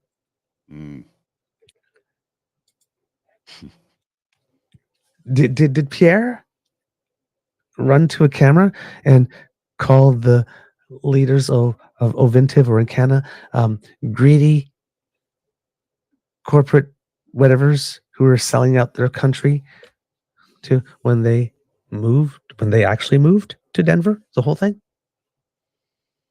Oh, but it was oil and gas, so that's okay. That's okay. Yes. Brookfield's proposed changes are far less dramatic, but as the asset manager grows rapidly, it manages about US $1 trillion in assets and plans to double that figure to US $2 trillion within 5 years.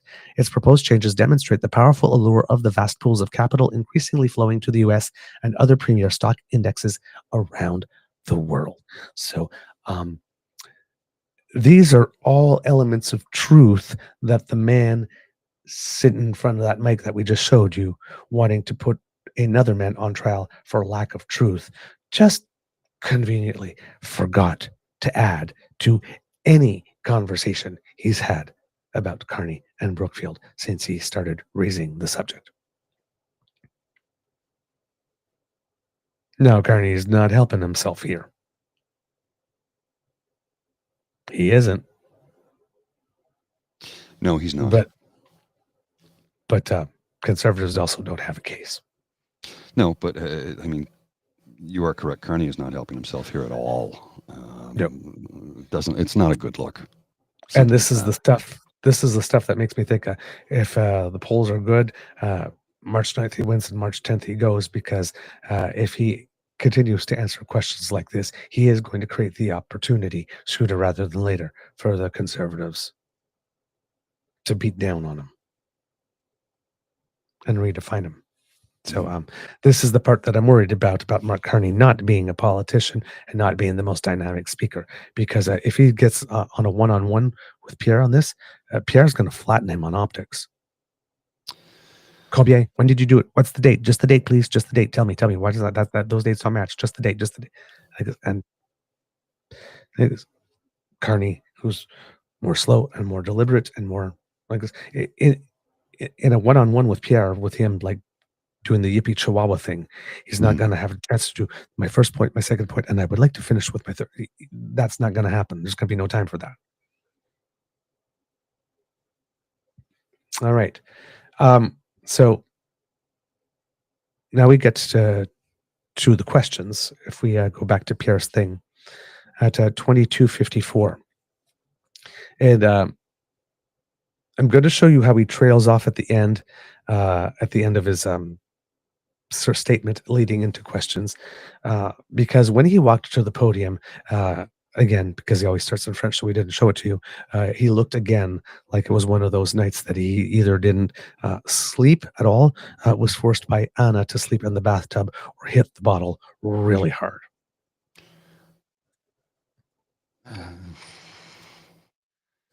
That's I mean, with polling numbers like that, I mean, that would drive me to drink. So I'm just saying, it was one of those three things. But he was not the most energetic and peppy looking. And when his hair is completely greased back and flat, that's sort of like I just woke up and because normally he has a little poof, some styling to it. Proud flag, Canada. Let's bring it home. Thank you. We'll now take questions from the floor. Good morning, Mr. Poilievre. Christy Kirkup with the Globe and Mail. What is your reaction to the exchange in the Oval Office between Donald Trump and Vladimir Zelensky, both in English and in French, please?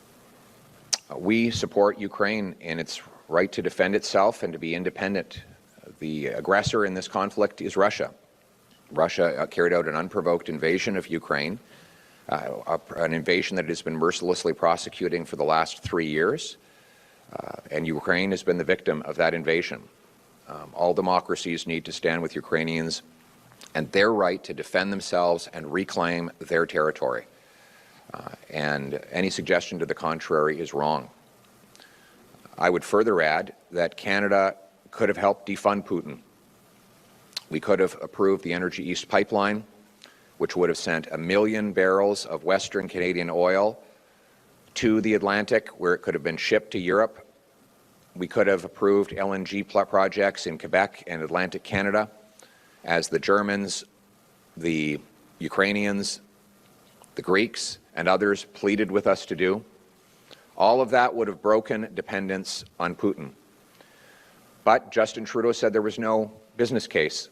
He killed the Energy East pipeline, And Mark Carney supported him in killing all those projects.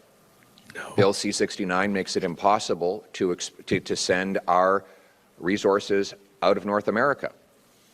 So what we need to do is reverse this radical anti-Canadian energy agenda that Carney Trudeau have imposed and rapidly approve projects so that we can sell Canadian energy to displace Russia and turn dollars for dictators into paychecks for our people. All right. What? Ukraine what? Hang on. Wait So- them Dollars to displace dictators? Russia and turn dollars for dictators into paychecks for our people. Dollars for dictators. Okay. Yeah. So, he gets it right that Russia's the one that invaded Ukraine and all that kind of stuff. But if that wasn't the most tepid defense of a duty to defend Ukraine in any way, I have yet to hear it with my own ears. And you know how tepid it is because he couldn't keep the answer strictly about what happened in that Oval Office meeting, but pivoted away to we need to do more oil and gas business because, you know, that's the answer to everything.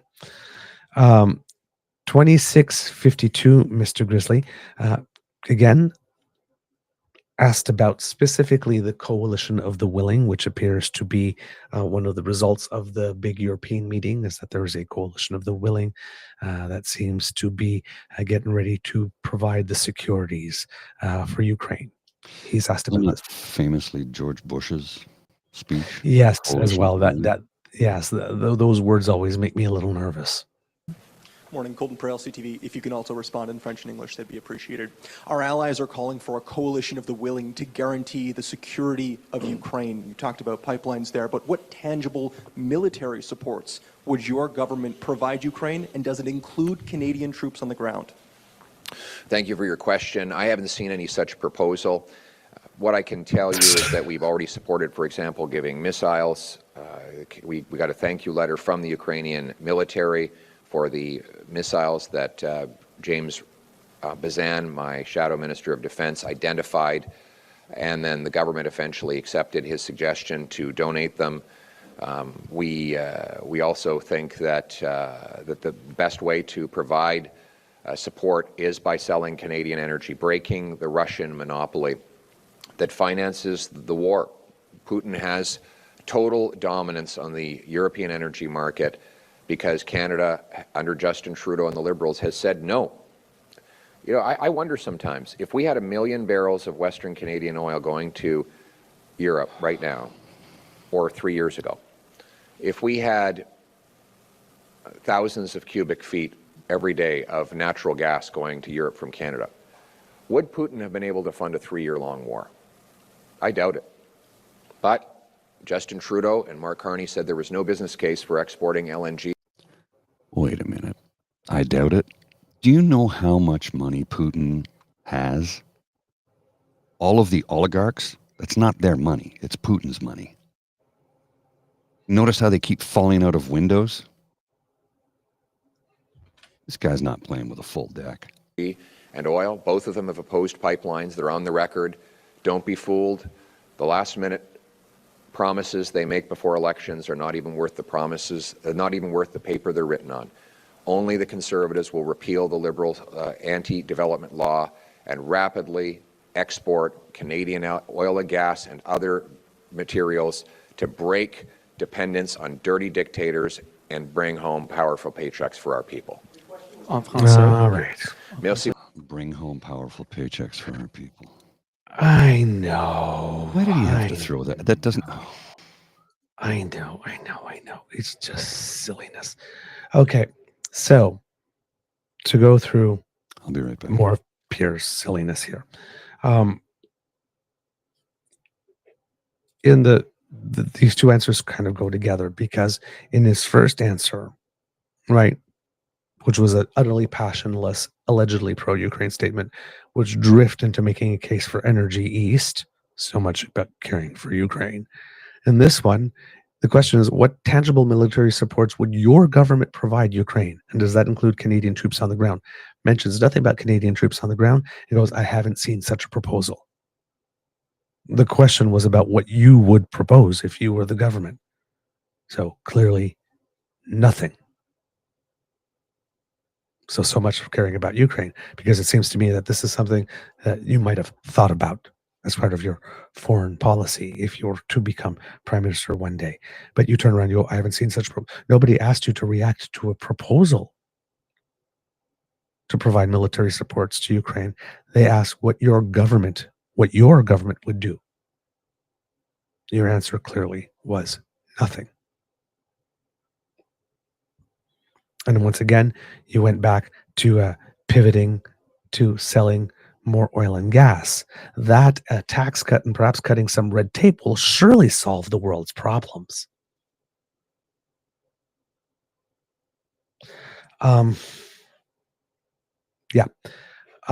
Blaming Carney, Trudeau for all these pipelines being canceled, saying Trudeau canceled all these types of things.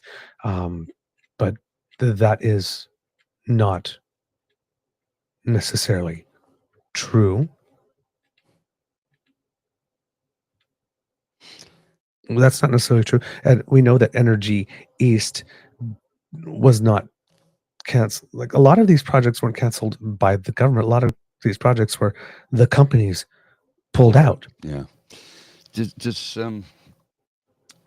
There's been, in fact, the federal government bought a pipeline from Correct. a company that pulled out. And while Pierre keeps on saying that Bill C-69 means we will not be able to export anything else, aren't there 2 LNG terminals being built right now? Yes, there are. Yeah. Which means once they're built, and ready to ship, that would probably be after C-69 passes. So it seems a little silly that we would be building LNG export terminals if there's a bill that's about to be passed that say that we can't export our resources. If that were actually true. So I'm going to guess it's not. Yeah. Okay. Let's keep going to this one here. 3243. Once again, the question is, what would you do? Just like this one, what policies would your government support troops to Ukraine or military supports? This one is, what would you do to avoid a 6th conflict on softwood lumber? Now, he's already talked about lumber a couple of times before in this press conference, so just wanted you to know that the lumber sexual is still alive and well. Well, there's rumors floating around town right now, and I don't know if there's any truth to them, but there are rumors floating around town that they're looking to replace him because, I mean, he blew a 30-point lead, a 40-point Timber. lead? Blew a 30 or 40-point lead. I can't remember what the number was. He blew a 27 massive at the lead. most. 27-point lead. Okay, 27-point lead.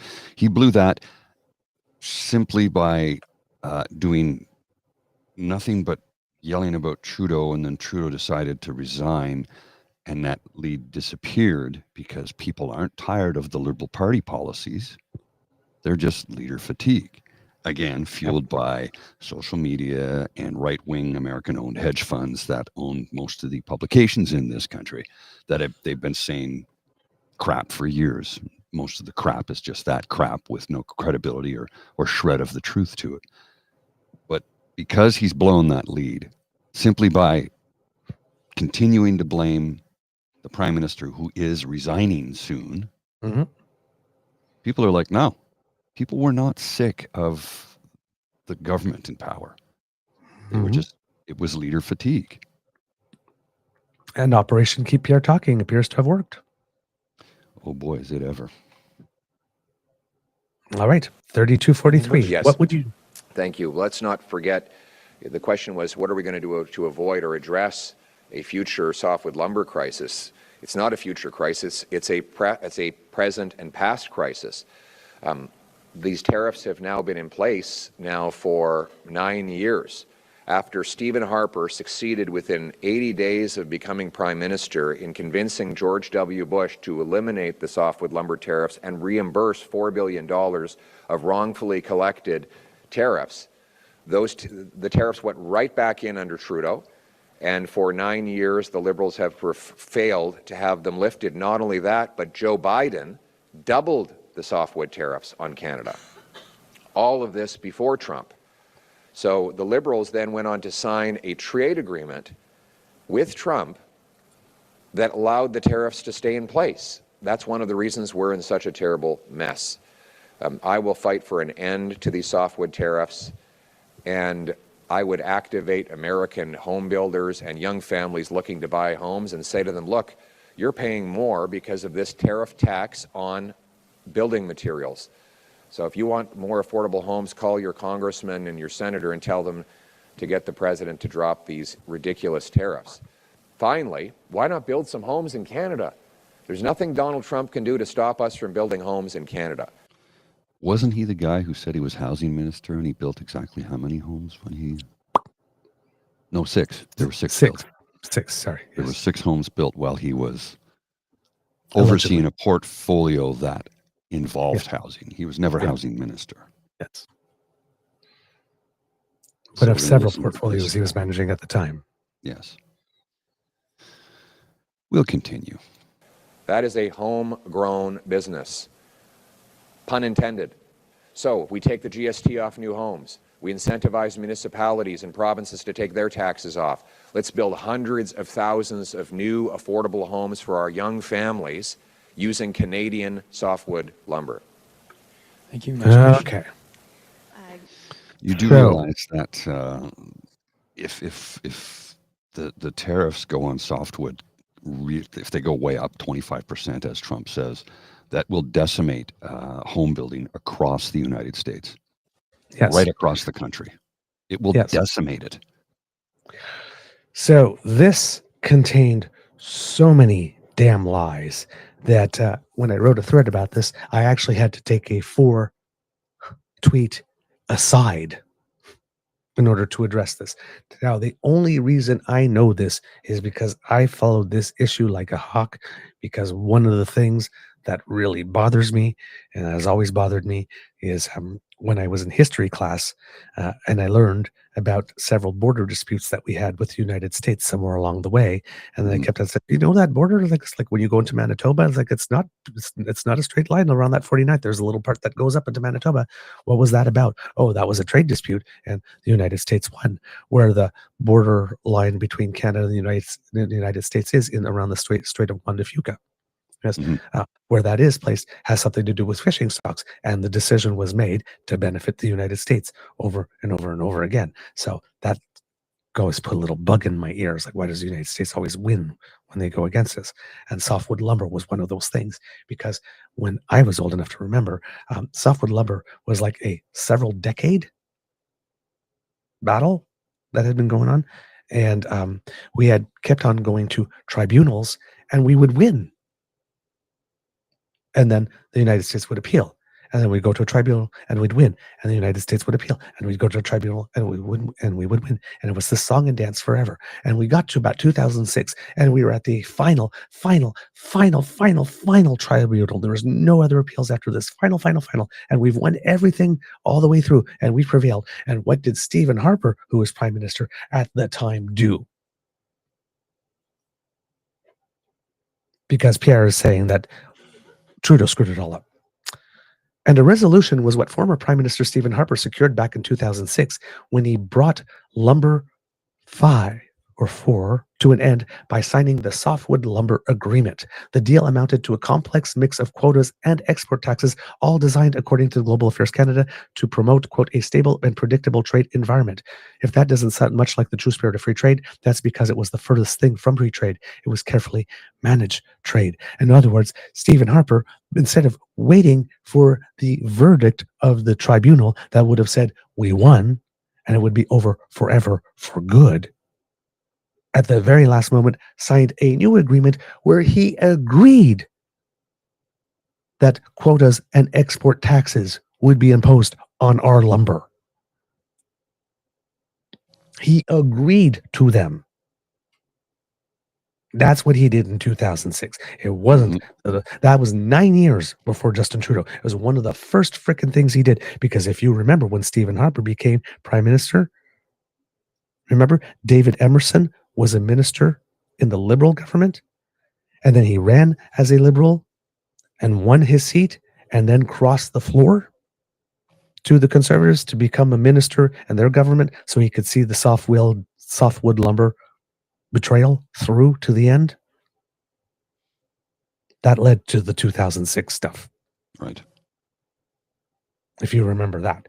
The second reason the dispute lumbers on and on, he says, is because its history proves protectionism works, even though Ottawa has repeatedly prevailed over Washington in its key softwood case brought to the World Trade Organization and NAFTA dispute panels. Those victories haven't stopped the U.S. wood business from harassing its Canadian competitors.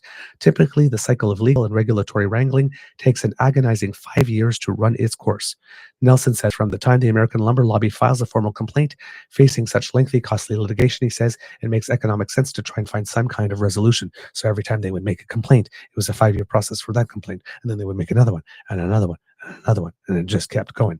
This is from Maclean's way back when, during that time. All right, so that's what was going on then. Then Harper got Parliament to approve this new softwood deal by making it a confidence motion. And that's how he ended up getting the support of the Bloc that was not ready for an election at that time. That's how he got this bad idea passed. Right. On September 7th, Bloc Québécois leader Gilles Duceppe endorsed the softwood lumber deal, effectively neutralizing any chance of an election coming out of a non-confidence vote. 5 days later, Canadian International Trade Minister David Emerson, along with U.S. counterpart Susan Schwab, officially signed the deal in Ottawa. Despite supporters' claims that it was the best deal possible, Elliot Feldman, an international and economic law specialist from the firm Baker and Hostetler in Washington, D.C., and a former director of the Canadian American Business Council, criticized the deal as, quote, one-sided and a bad deal for Canada. On September 19th, 2006, the deal passed its first reading in the Canadian House of Commons with a 172 to 116 majority. On September 27th, the Canadian Press reported that Canada did not meet an October 1st deadline imposed by itself to implement the agreement. Withdrawal of some of the 30 issues regarding the deal was the main reason for the delay on complying to the deal. So, under Harper, we signed it away, threatened a confidence motion to get the support of the Bloc to pass a bad deal. Then, on September 27th, so this is September 7th, then 20 days later, the Harper government chose to not meet an October 1st deadline that the Harper government imposed itself to implement the agreement. So you sign an agreement, then you refuse to implement it. Gee, that is going to upset some people that signed the agreement on the other side. On March 30th, 2007, the United States requested formal consultations with Canada to resolve concerns regarding Canada's lack of implementation of the export measures. The following month, on April 19th, formal consultations took place between the two governments. On August 7th, the United States, pursuant to a settlement mechanism established in the 2006 Softwood Lumber Agreement, initiated arbitration in the London Court of International Arbitration, a private body.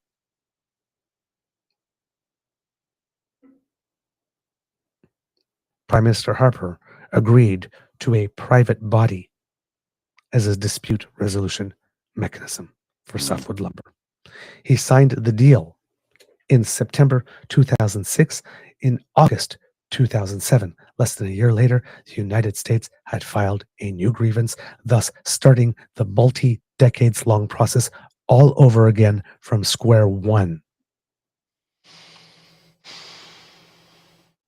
The thing that we were going to resolve with finality just a year before Harper caved at the last second and said, hey, let's sign a new agreement that you can claim we violated and keep this going for another 30 years. Instead of just waiting a couple of days for the final ultimate victory. And Pierre Poilievre is going to stand on that stage and pretend to you that Trudeau screwed off softwood lumber.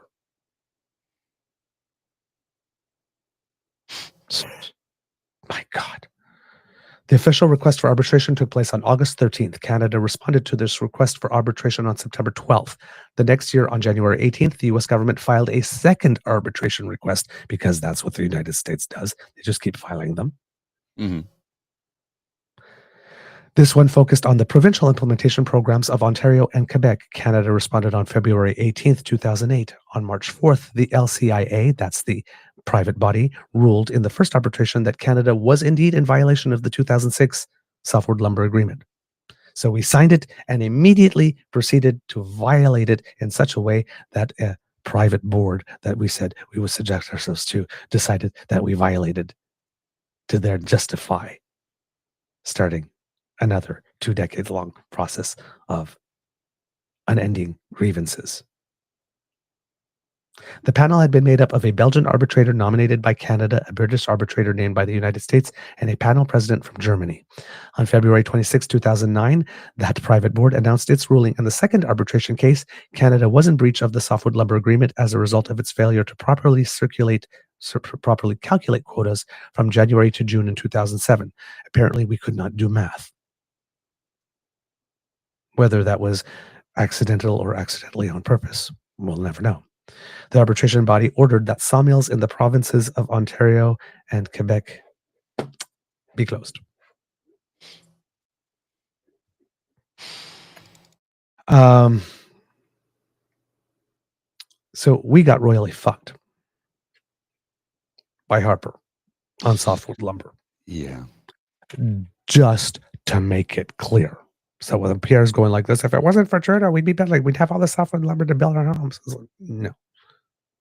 Like this. And using more Canadian softwood lumber to build our homes, I am sorry, is not a question to what would you do as Prime Minister to ensure we did not have a sixth battle on softwood lumber.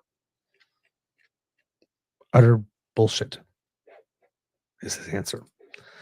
The next question is at 3430, Mr. Grizzly, and he is asked what he would do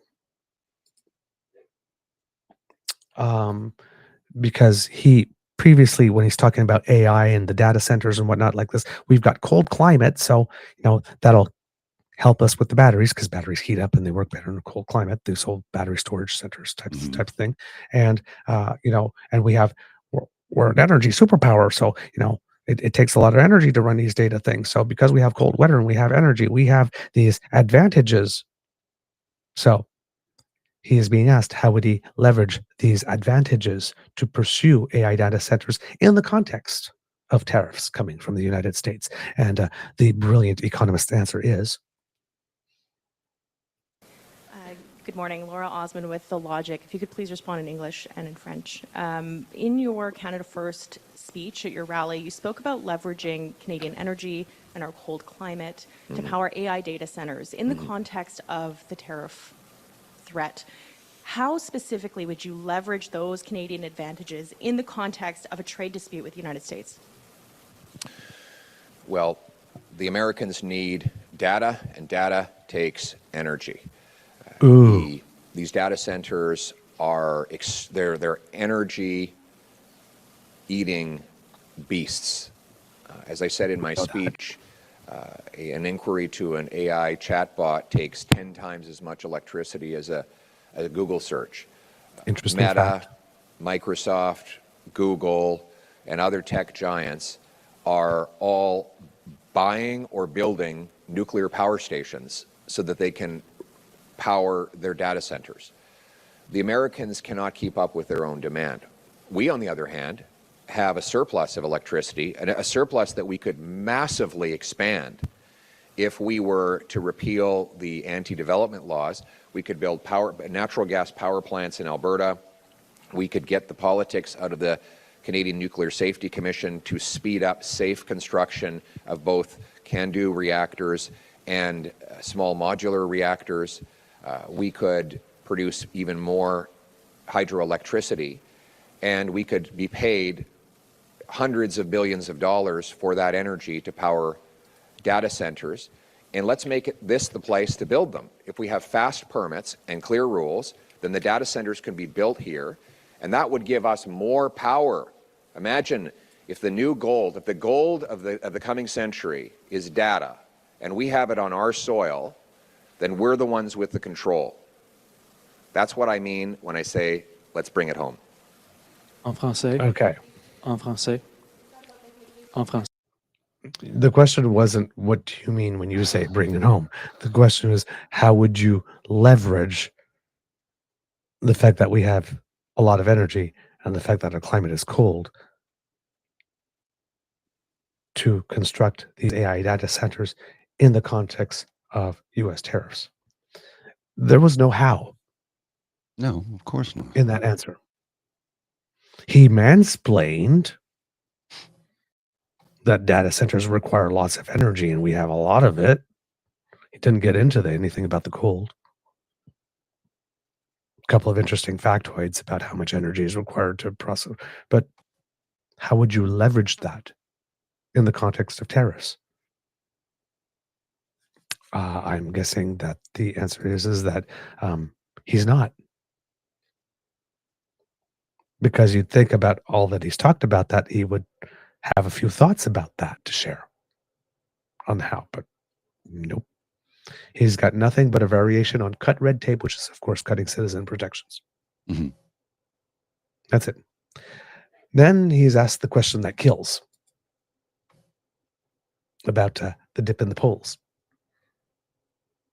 And the question basically comes down to, why are Canadians turning away from you? As you can get, and Pierre provided a direct answer to a direct question.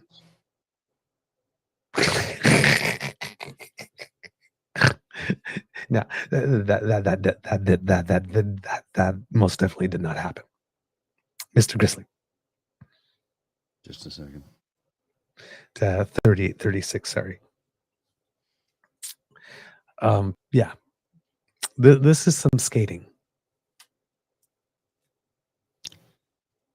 Okay, let's have a look. In English and French, Mr. Poilievre, we are likely weeks away from an election call, and most polls show the once massive Conservative lead has withered, and the party now appears to be in a tie with the Liberals. This has come despite a near-steady barrage of Conservative attacks against Liberal frontrunner, presumptive Liberal frontrunner Mark Carney, and also in the context of this Trump tariff threat, where Donald Trump has taken some constant shots at Canadian political leaders, including recently lashing out at you. Why do you think voters have appeared to be turning away from your party at this time? Well, on Mr. Trump's comments, it is the president says that I am not MAGA, and that's true. I'm Canada first. Canada will never be the 51st state. I will always put my country ahead of all others. Now, I have no doubt that the president would love to have Mark Carney as Canada's prime minister. Why wouldn't he? Mark Carney did exactly what Mr. Trump asked for. He moved his company headquarters to Trump's hometown 6 days after the president threatened tariffs on our country. That was, Jesus Christ. This guy is so creative with the truth. Mm-hmm. Carney supported carbon taxes on Canada, supported blocking pipelines in Canada while he invested in American coal. Carney's policies, which Trudeau implemented, pushed $500 billion investment dollars out of Canada to the U.S., exactly as Trump wanted. So Trump would love to have a weak prime minister like Mark Carney, who will sell out our country and drive jobs and money abroad. He probably doesn't want a strong leader like me, who will axe taxes, greenlight big projects, make this the best place in the world to do business, and bring home the hundreds of billions of dollars of investment that Carney-Trudeau Liberals have driven south. En français. Okay. I will give you time to stop laughing, and we'll get up off the floor and wipe the tears of. I can't with this guy. From laughing so hard. Why are none of the reporters pushing back on this, though? I know. I none of them don't push back. Like literally, it's like, excuse me, that's none. What you just described did not happen that way, sir. You are being dishonest. That is not how things took place. I know. I guess, and then the last question is again him just saying, like, Trump loves liberals. Okay, on this one, this is the second purpose of this press conference, right? Is to try out a new line, because Trump came out the other day and said, oh, I don't know if I much like Pierre Poilievre. I know I don't like that Chrystia Freeland woman. She's whack. But I don't know. Pierre doesn't strike me as a particular MAGA guy. Of course, while Trump is trying to claim that, Trudeau fired Chrystia Freeland because of Trump, because everything happens because of Trump, apparently. The sun doesn't rise in the morning until he decides to get up. You didn't know that? Yes, indeed. So you got Freeland going, there's a reason Trump called me a whack. There's a reason he complained about my negotiating skills. There's a reason Putin kicked me out of Russia too, she wrote. I don't back down. And Trump and Putin know it. That's actually true here. But yes, Trump said that the conservative leader, Pierre Poilievre's, quote, biggest problem is that he's not a MAGA guy. Trump also complained that Pierre is not positive about me. I don't know. I mean, I can't tell you, Pierre. I just don't know. I don't like what he's saying about me. It's just not positive about me. And we've done a great job, Trump said. And then Pierre made a big deal of saying this online too. Mr. President, it's true. I'm not MAGA. I am for Canada first, always. Canada has always been America's best friend and ally, but we will never be the 51st state, which is literally, again, the minimum you can say. At least he's saying directly to the president now, 5 weeks later or something. Yeah. But he's finally getting around. It's like, my God, Newfoundland arrives earlier than he does. Half an hour later, Newfoundland. So this guy is trying to make us believe that Canada First is somehow materially different in any way, shape, or form from MAGA. It's not. And Bernier giggled his ass off. Oh, I'm sure. So this is the new song and dance, right? I'm not MAGA. I'm Canada First. I'm wondering how many people he lost saying that. But it's like, girl, get the fuck out of here with that bullshit. You walk, talk, and smell like MAGA. To paraphrase Shakespeare, a MAGA by any other name would smell just as un-Canadian.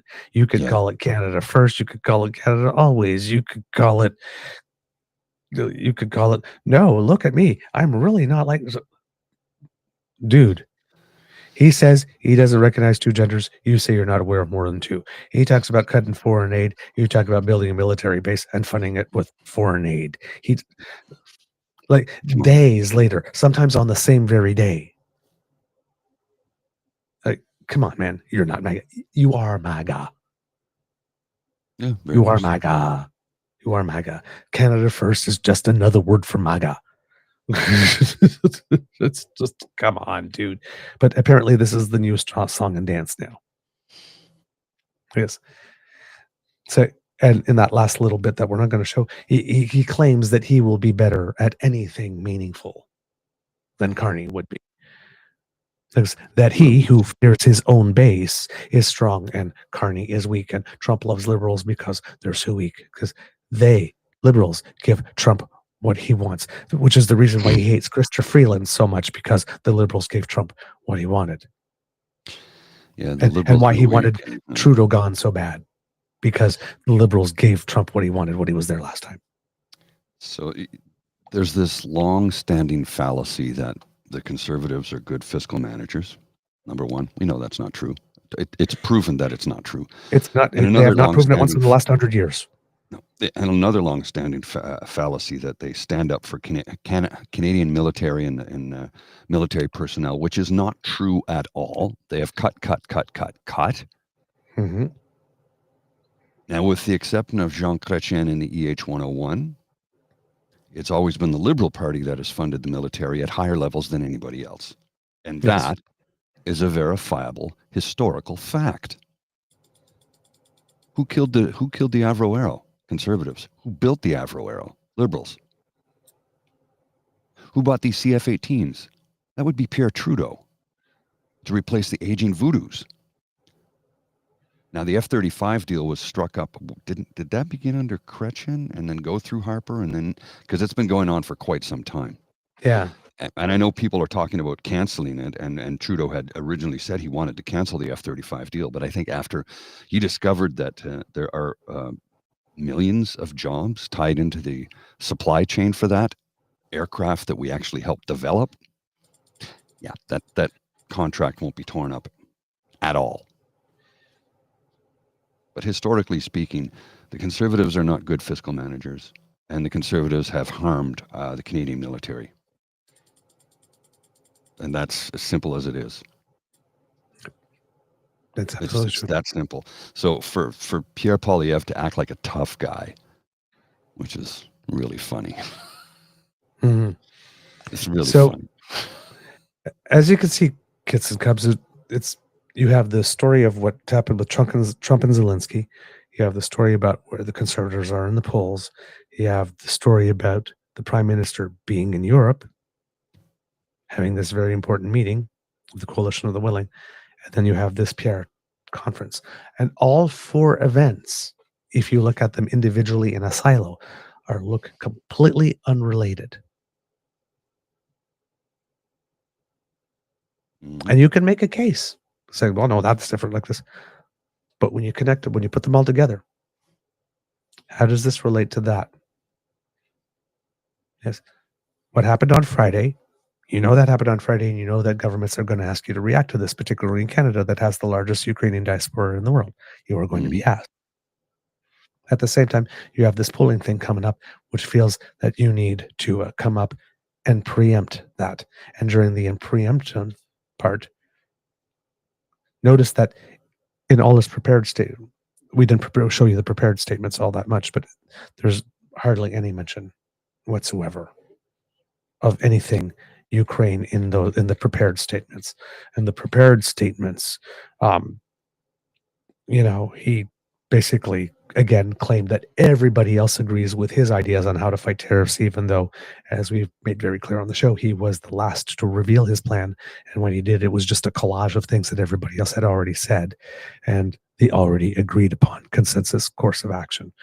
Then, of course, he claimed many measures that the Liberals should have taken by now, but those measures are ones that would require Parliament to be open and operating productively, something that was not the case when it was not prorogued, and something to which Pierre will not commit if reopened. So when he says, we could do this, we should be doing this, we could have done this, it's all nonsense because he would not allow any of that to happen. Right? We get the Brookfield lie. Carney should stand before us and explain himself, even though it's like, I'm sure you do not want to create the precedent of having to stand before us and explain yourself every time you lie. Because you'd be doing nothing but that. During his press conference, his prepared remarks, don't worry, Canada's abusive boyfriend did to make sure to make time to tell us all the ways that we're worthless and broken and nobody will love us. He did that. I guess keeps on talking about how our economic growth is the worst and that we're lagging behind everyone. I decided to go check that. Actually, because there was news that came up that fourth quarter results showed 2.6% growth, and 2.6% growth is pretty good because everybody talks about trying to hit that 3% that's almost mythical, right? That crazy growth. Well, it turns out that when 2.6 was announced,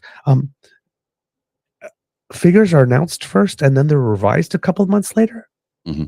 So Q3, which had come in at 1.0% growth at the time, was actually revised upwards to 2.2.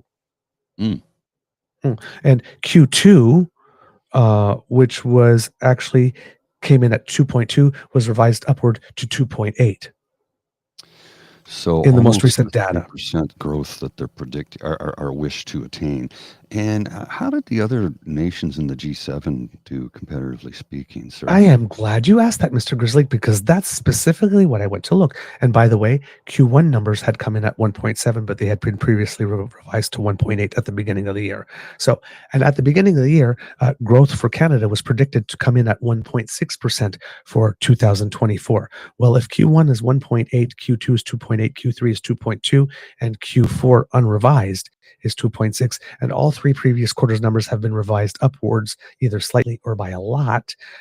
That's way above 1.6 for the year.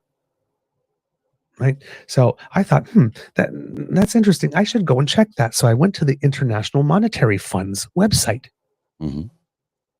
And I looked at the 7 nations of the G7, and I looked at an aggregate overall number for advanced economies. All Guess the who advanced came out economies on top. Now, if I'm looking at these numbers here, I see that France's GDP growth up until October 2024 was measured as 1.1% for the year. Germany, 0.8% for the year.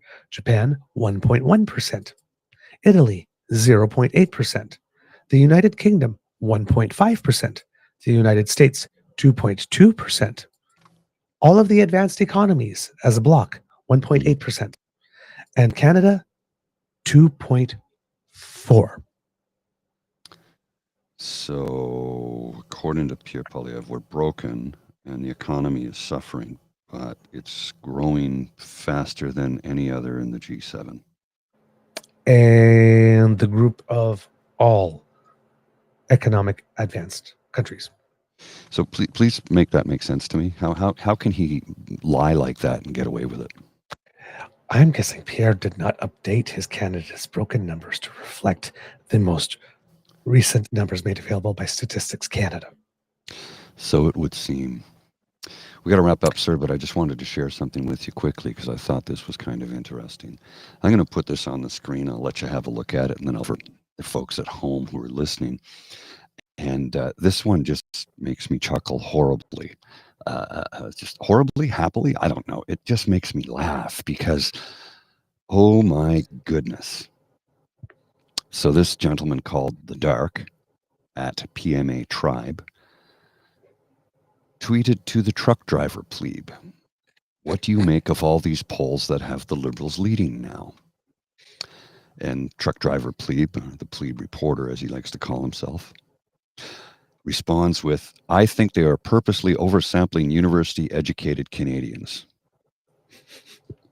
Who were they oversampling before, pleb? And then who were they oversampling when you were winning, pleb? So what he's saying is conservatives are dumb. I guess. Isn't that what he's saying? Because for this to be true, pleb also needs you to believe that polling companies whose results, methodology, and data are their calling card. So it's kind of important for them to get that right because they like repeat and continued business. Because if you start skewering your polls in that way, then your data is not reliable, especially when it compares to what actually happens. And then your poll rating goes down, and fewer people hire you. So pleb wants you to believe that polling companies, which are businesses and profit driven, would do things deliberately to kneecap their ability to earn profits just to show the Liberals winning after 2 years of showing the Conservatives winning by a lot.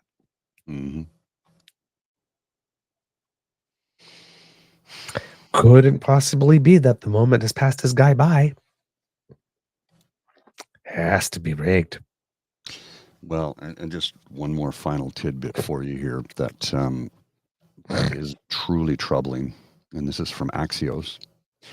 And I read about this yesterday, and I thought, is this real? Yeah, it's real. Defense Secretary Pete Hegseth, former Fox News weekend anchor, has ordered U.S. Cyber Command to suspend offensive cyber and information operations against Russia, according to multiple reports.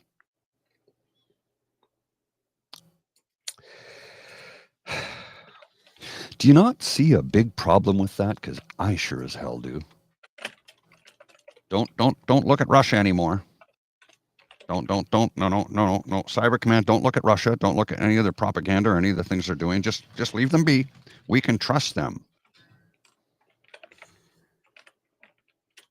When I said on Friday the world order that we've known since 1945 ended, I legitimately meant that. 80 years of a specific world order came crashing down in a, 5-minute chat in the Oval Office. It's over. It's done. The United States of America is owned by Vladimir Putin. It's finished. Yep. It's finished. Say goodbye. It's like this is unprecedented. Isn't the word that fits here? I don't know what word would fit here. Mm-hmm. This is just beyond. Yep. And when Pierre's talking about the energy superpower thing, just remember, kids and cubs, that this is a regular reminder that the conservative plan for climate change and or meeting our energy needs, because they both kind of come together, is hoping / praying that someone somewhere someday invents something that will work. And then the people hoping and praying that a conservative government that would be in place at the time would actually put money into deploying this something that someone somewhere invented someday. And one of the things that they put all their hope in is climate capture and storage, which again, we don't really have major big ones yet. And Harper was touting that back in his day as the solution. And now the latest one is SMRs, right? Small little nuclear reactors. Just a little note, New Brunswick Power CEO now unsure if first SMR will be ready by late 2030s. By late 2030s. Right. So the conservative plan is like, just wait until we get small and medium nuclear reactor technology perfectly fine. And then we'll be able to do something to just go, well, right now we're looking that we're not sure if they'll be ready by late 2030s. So we're supposed to just tread water for the next 15 years or so until someone invents that. That's the solution. And we don't have to change our behavior at all until then, because somebody will invent somebody someday. Science, which conservatives really believe in, will save us. Okay. Kids and Cubs. Mr. Grizzly, do we have a show? We do. Yeah, we do. So all these things that seemingly are unrelated are actually very, very, very related. So you really have to pay attention, kids and cubs. That's the end of this episode of the Daily Beaver Morning Show. We hope that you love listening to us because we love making this for you. Remember, sharing is caring and word of mouth is priceless. So please tell your peeps and poops all about us. Now, if you'd like to make sure that you do not miss an episode, especially in our podcast version, the QR code that has just appeared will bring you to our pod page, podpage.com/The True North Eager Beaver with a hyphen between each one of those words. Thanks to the Ray Girl. If you go there, click subscribe. When we have something fresh off the bandwidth, it comes directly to you. Now, if you'd like to support us in other ways, for example, you can go to the True North Eager Beaver Media Incorporated YouTube page, and we have 3 buttons there: like, share, and subscribe. Lick them, click them, flick them. It makes us happy and really helps us with the algorithm. And Kits, Elaine, and Cassie would very much approve. So please do it.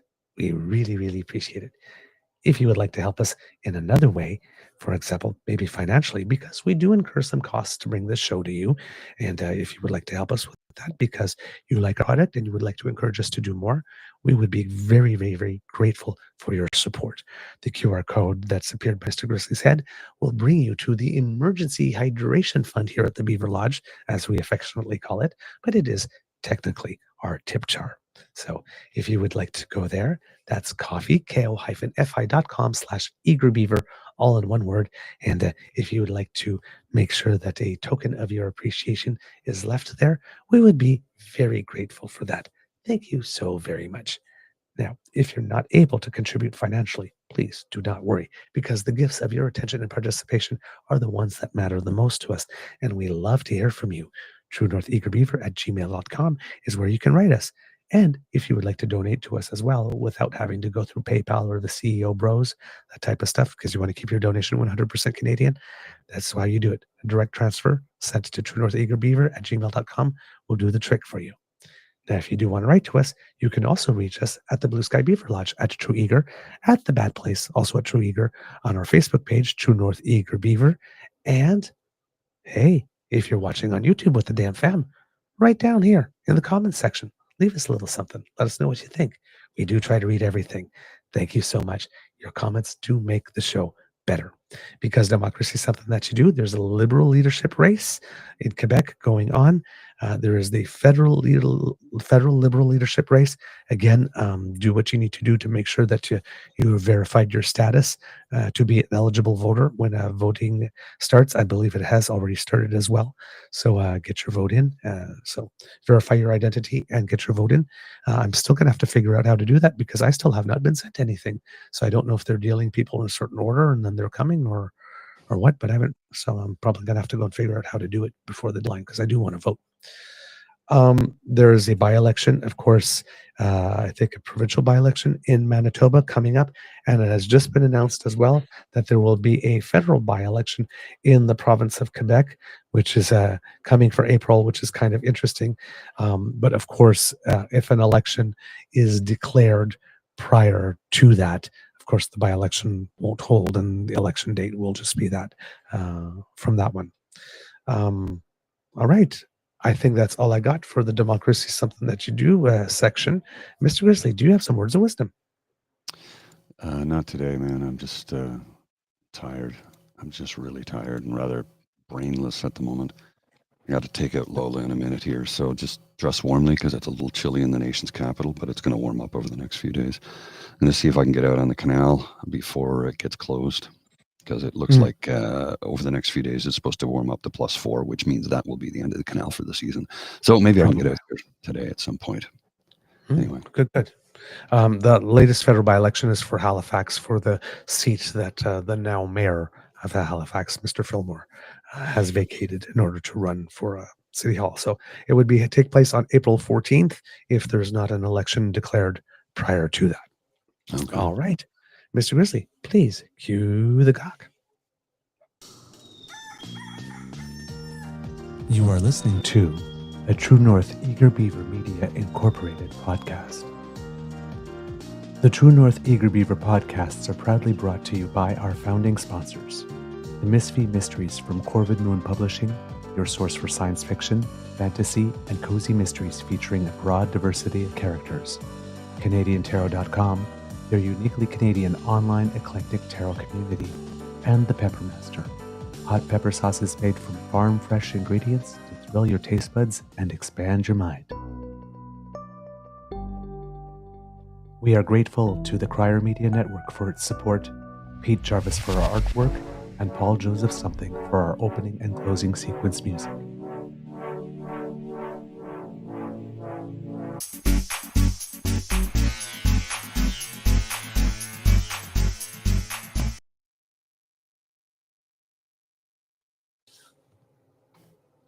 All right. Do you have any Easter eggs, Mr. Grizzly? There was one I was thinking about sharing, but it's well, what the heck? I'll share it. Just give me a second here. It's one of those ones where you need to see it because listening to it won't work as well because there are subtitles. But it's still it's worth a chuckle, and I think you'll enjoy this. We now take you to the Trump-Macron press conference already in progress. If it did start, it should have stopped the first week, not 3 years later. Okay? Je vais répondre, if you allow me, because I had je pense que plusieurs questions. Allow me to speak in French. That way, he won't know what I'm talking about. I'll just use a calm tone of voice, like I'm talking to a dog. The president's response to Russia's invasion of Ukraine is reminiscent of the old French classic ratatouille. Of course, Putin is the rat, controlling our mushy-brained friend here like a puppet by tugging on his, I want to say, hair. But instead of making a delicious French stew, they are making an authoritarian souffle. Finally, anyone who would side with a murderous dictator is, as the French say, a douche baguette. I have no idea what he's saying, but that is the Okay, we're gonna get dinged for that, but that's Oh okay. yeah. I'll have to cut it later, but it was funny. I just thought I'd show it. I didn't realize that there was a narration as well. I thought it was just subtitles, so everybody can hear that. So that worked out well.